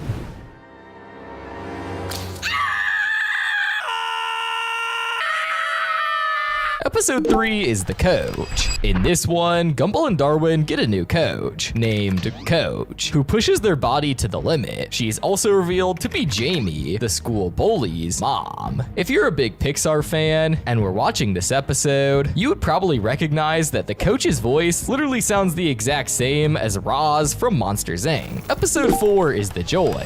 Gumball and Darwin get a wonder hug from Richard, which begins to slowly transform them into happy zombies. but only Miss Simeon can recognize it. Eventually, Miss Simeon is able to fend them off and hide in her office when she realizes that her favorite song, Beethoven's Moonlight Sonata, was able to revert the joy virus because it was so sad. Miss Simeon tries to use the PA to play the song and revert all the zombies back, but the zombies surround her and she turns infected. The fun fact for this episode is that the Moonlight Sonata isn't technically a sad song. It was actually a love song that Beethoven privately composed for his student. Episode 5 is the puppy.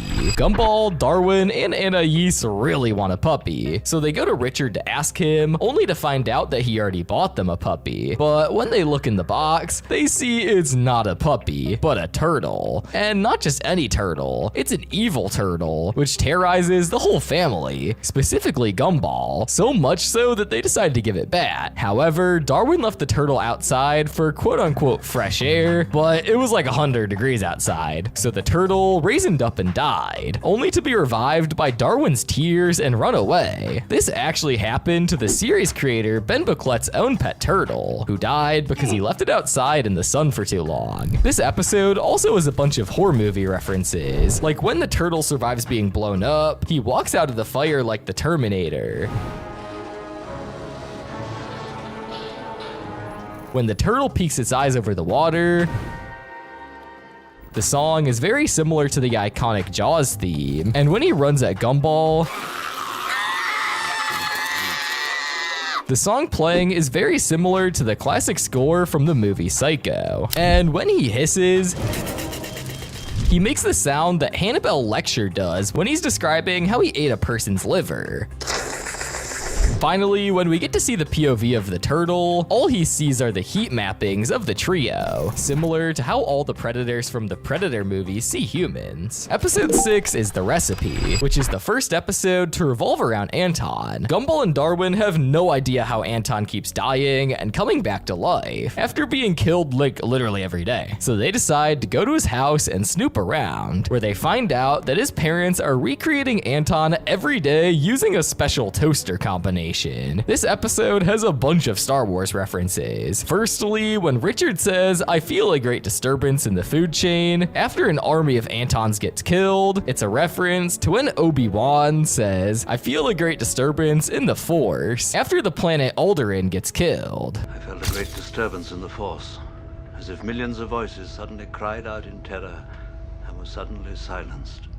Next, when evil Anton tries to convince Gumball to keep him and ditch the real Anton, it's very similar to the scene where Luke and Vader are fighting in Cloud City, and Vader asks Luke to join him.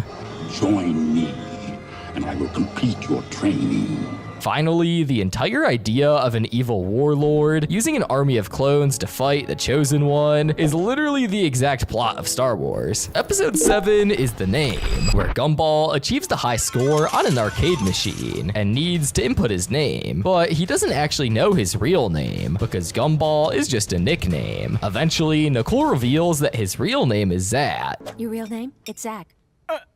Which is apparently such a cool name that Gumball eventually gets controlled by the Zack personality, turning him into a massive douchebag. The game that Gumball was playing on the arcade machine was called Doppelganger, which is good foreshadowing, but a weird name for a fighting game. The next episode is The Extras, which is a similar episode to The World, where instead of a bunch of background objects taking the spotlight away from the duo, instead it's all the background characters. It's an interesting idea, taking characters that we've seen multiple times in the background, just doing absolutely, well, nothing, get to do something. But the fun fact in this episode is actually that the bear who sings, this whole song about getting to shine and being in the spotlight, isn't in any actual segments. Next up is The Gripes, where Gumball and Darwin are just so peeved that nothing can make them happy. This attitude eventually leads the town to think they're homeless and decide to write them a massive check. But when Darwin tells the crowd they're not actually poor, they get really mad. So Gumball says that they're actually so poor and says things like, "We're so poor we can't afford free stuff." We're like so poor that we can't afford free stuff. This is a reference to the Yo Mama jokes that were super popular on the internet around a decade ago. Now, you may think this is not actually a reference because it could just be a coincidence that Gumball said a line like that, but one of the people in the crowd say that Gumball just stole that line off the internet. That's not proof, that's just jokes stolen from the internet. These guys are fake!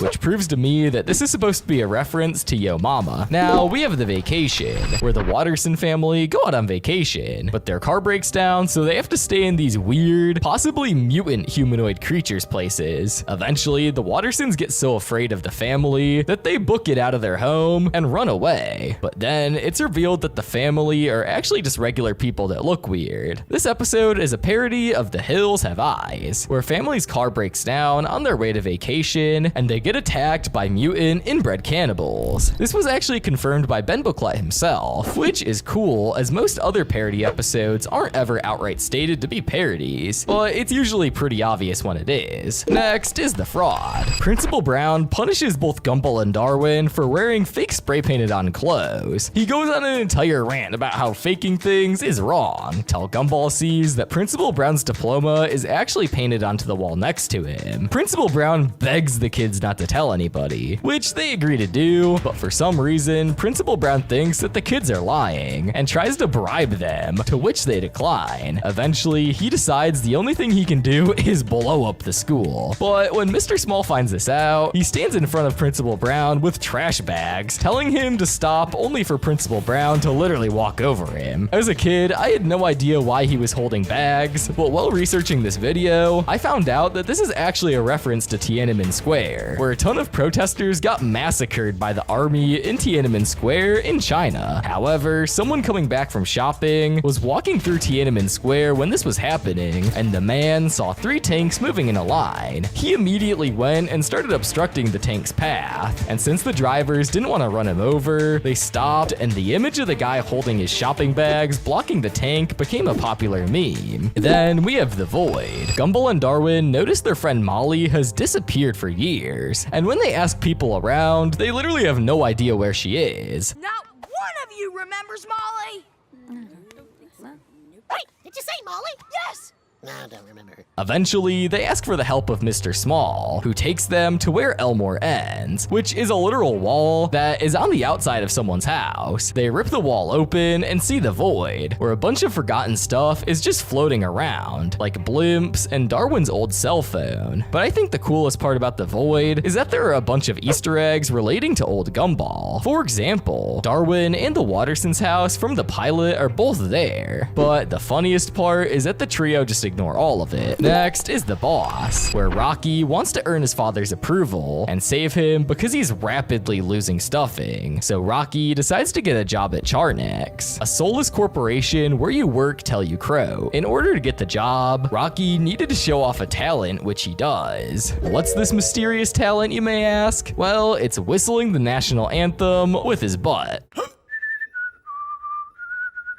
Then we have the move. Clayton just can't stop lying about himself and how cool he is, when he's really just a massive phony. He keeps trying to convince Gumball and Darwin that he knows a super secret 7 pressure point heart exploding technique, which they are absolutely not buying, until he uses it on Tobias and he collapses. This finger touch heart destroying technique is a reference to the 5-point palm exploding technique featured in the movie Kill Bill, a Movie, which the creators have already referenced in the episode The Banana. Next is the law, where Gumball and Darwin are arrested by Donut Cop for jaywalking. They both yap about cops are so uncool, which leads Donut Cop to show him how cool he is by abusing the law to do fun stuff like getting free food and hacking rides. This leads Gumball and Darwin to actually think the cops are cool, and they sing a song that's called The Sound of Law Enforcement, and this song is clearly a parody of The Sound of the Police.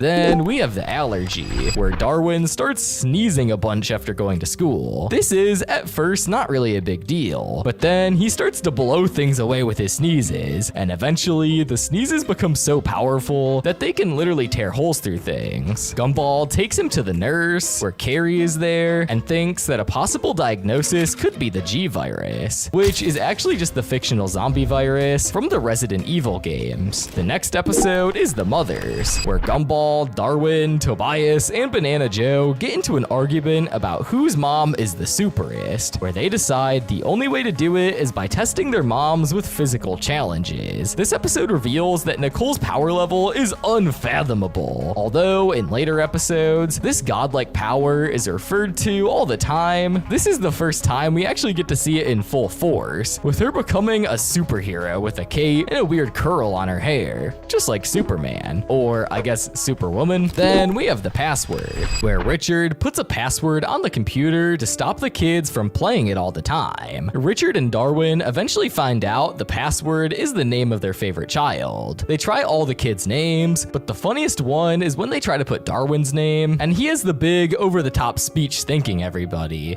I would like to thank my parents and my manager.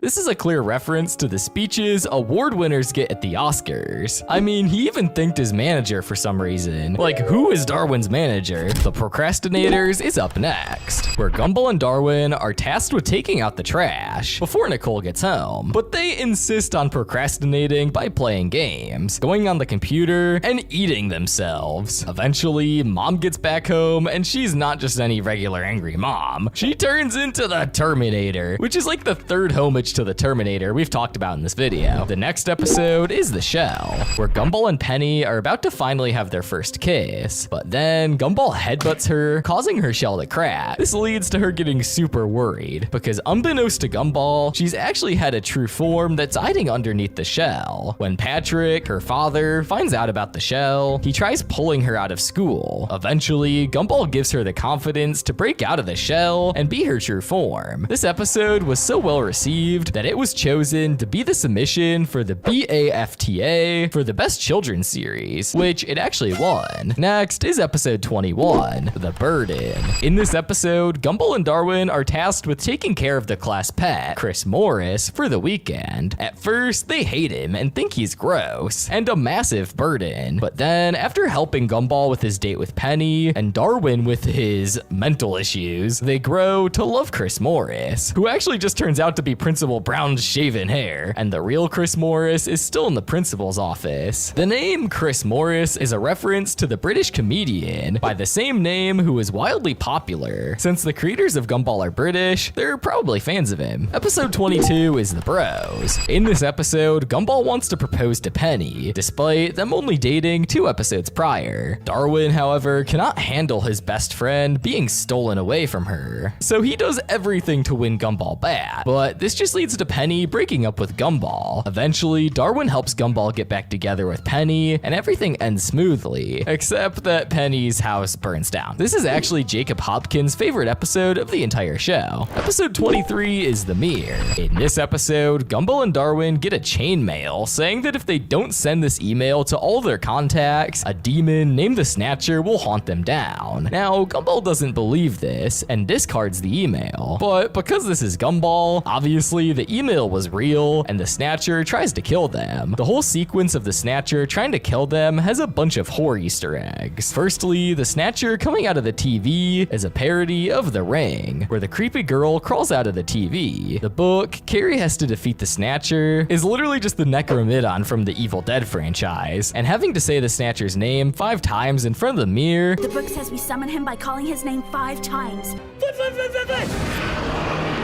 To summon him is also how you summon Candyman. Finally, the Snatcher's real name, Vlad, is a homage to Vlad the Impaler, the man who Dracula was based off of. Next is The Man. Granny JoJo brings her new boyfriend Louie to the Watterson house for dinner, but Richard does not approve, as he doesn't want him to replace his real father, Frankie, who left to get the milk 35 years ago. This causes Granny JoJo to have to sneak out of the house to meet Louie. When Gumball and Darwin try pushing Granny JoJo on the contraption, they find that she is super heavy because she has a ton of metal limb replacement. So much, in fact, that she's legally classified as a motor vehicle. This means that 75 to 80% of Granny JoJo is metal. The next episode is the pizza. In this episode, the Watterson family orders a pizza, and while they're reminiscing on the horrible day they just had, well, technically the horrible day Larry had to deal with them, the pizza takes forever to come, so they call the place again, only to find out Larry has quit all of his jobs. Goodbye, Elmore.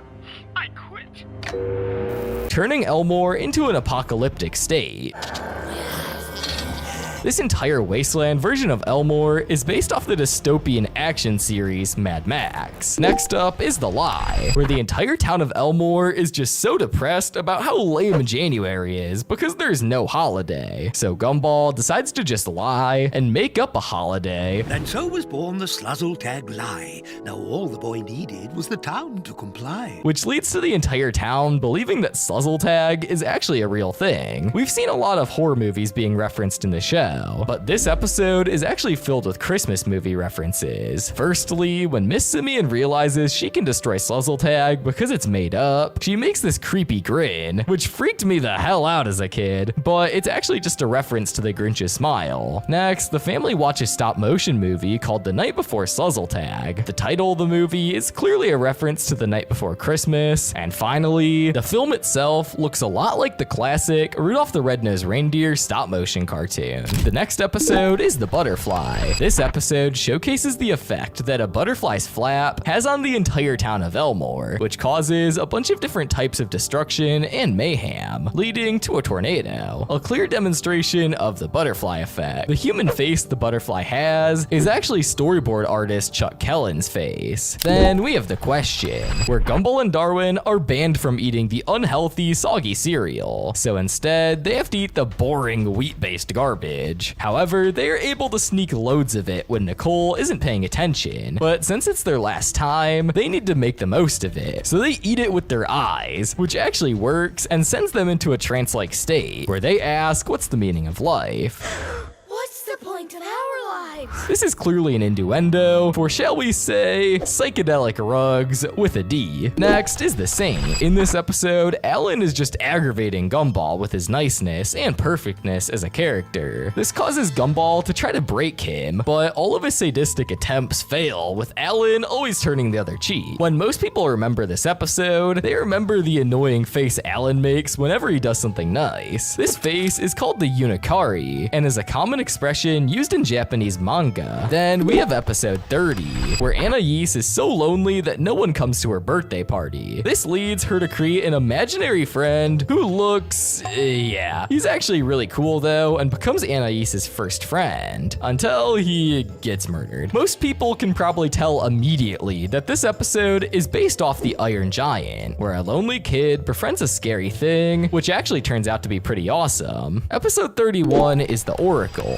Banana Joe's mom paints pictures of events that happened in the Wattersons' lives. However, these pictures are actually dated before the events even happened, implying that she can paint the future. One of these paintings showed Gumball naked in the mall, with a leaf covering his junk and a bunch of people pouncing him. Despite all of Gumball's efforts, this event does come true, but the episode doesn't end there. We actually see Banana Barbara paint another picture of the Watterson family being engulfed by the void. For years, no one knew what this meant, all but in the very final episode, where the world gets engulfed by the void, because the show got canceled, meaning the creators of Gumball predicted their own cancellation, making them the actual oracles. Episode 32 is the Safety. After watching a traumatizing safety PSA, Darwin decides that he needs to make the entire world safe from any sort of violence. Strong language. Oh, that's because I put the child filter on the house. What the? Wait, what's happening?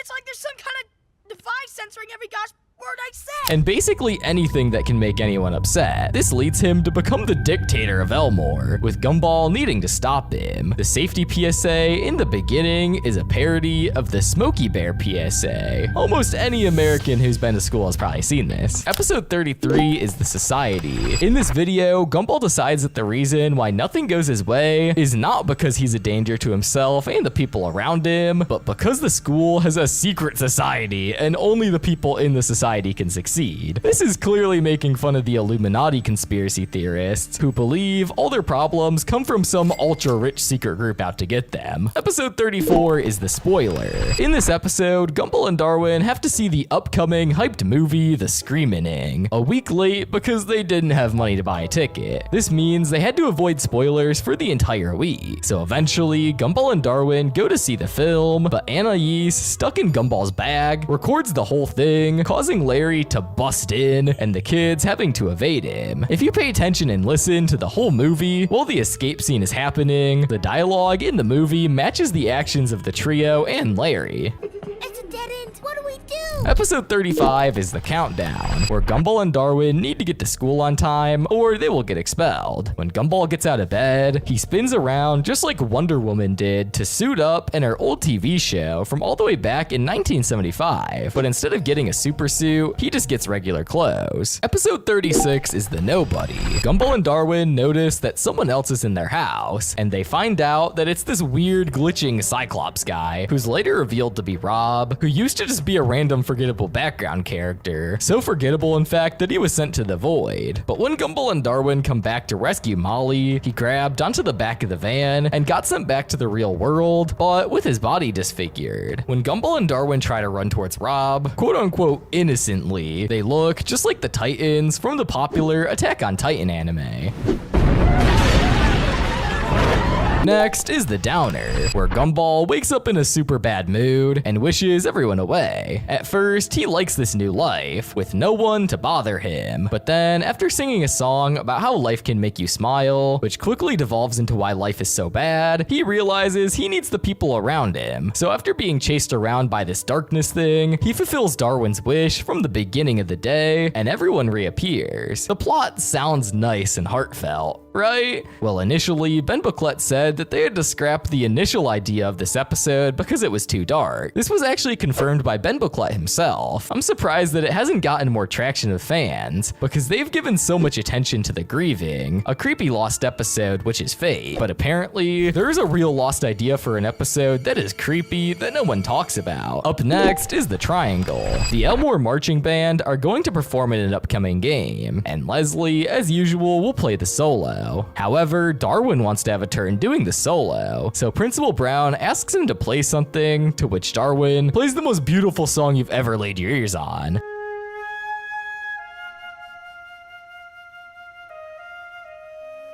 The song that Darwin plays is actually the Clair de Lune, an old French piece usually played on flute. The next episode is The Egg. In this episode, Nicole tries to desperately make her family look presentable for the Parham family, who's coming over for a nice lunch. This eventually goes amok as Felicity Parham constantly insults the family, and Anais runs away with Billy, Felicity's son. This episode was actually aired on the Cartoon Network app before it was on TV. Comment below if any of you still have the Cartoon Network app, because you can't get it anymore on the Google Play or App Store. Finally, we have the season 3 finale, The Money. In this episode, Richard wastes all the Wattersons' money on gold, which he threw into an offshore bank account. Dad, what'd you do with the money? Well, I did what all the business sharks do to avoid getting taxed. I transferred it to an offshore bank account. So Larry offers them a deal to become sellouts and act in a new Joyful Burger commercial as a spokes family. But Gumball doesn't agree and say that they shouldn't compromise their morals just for money.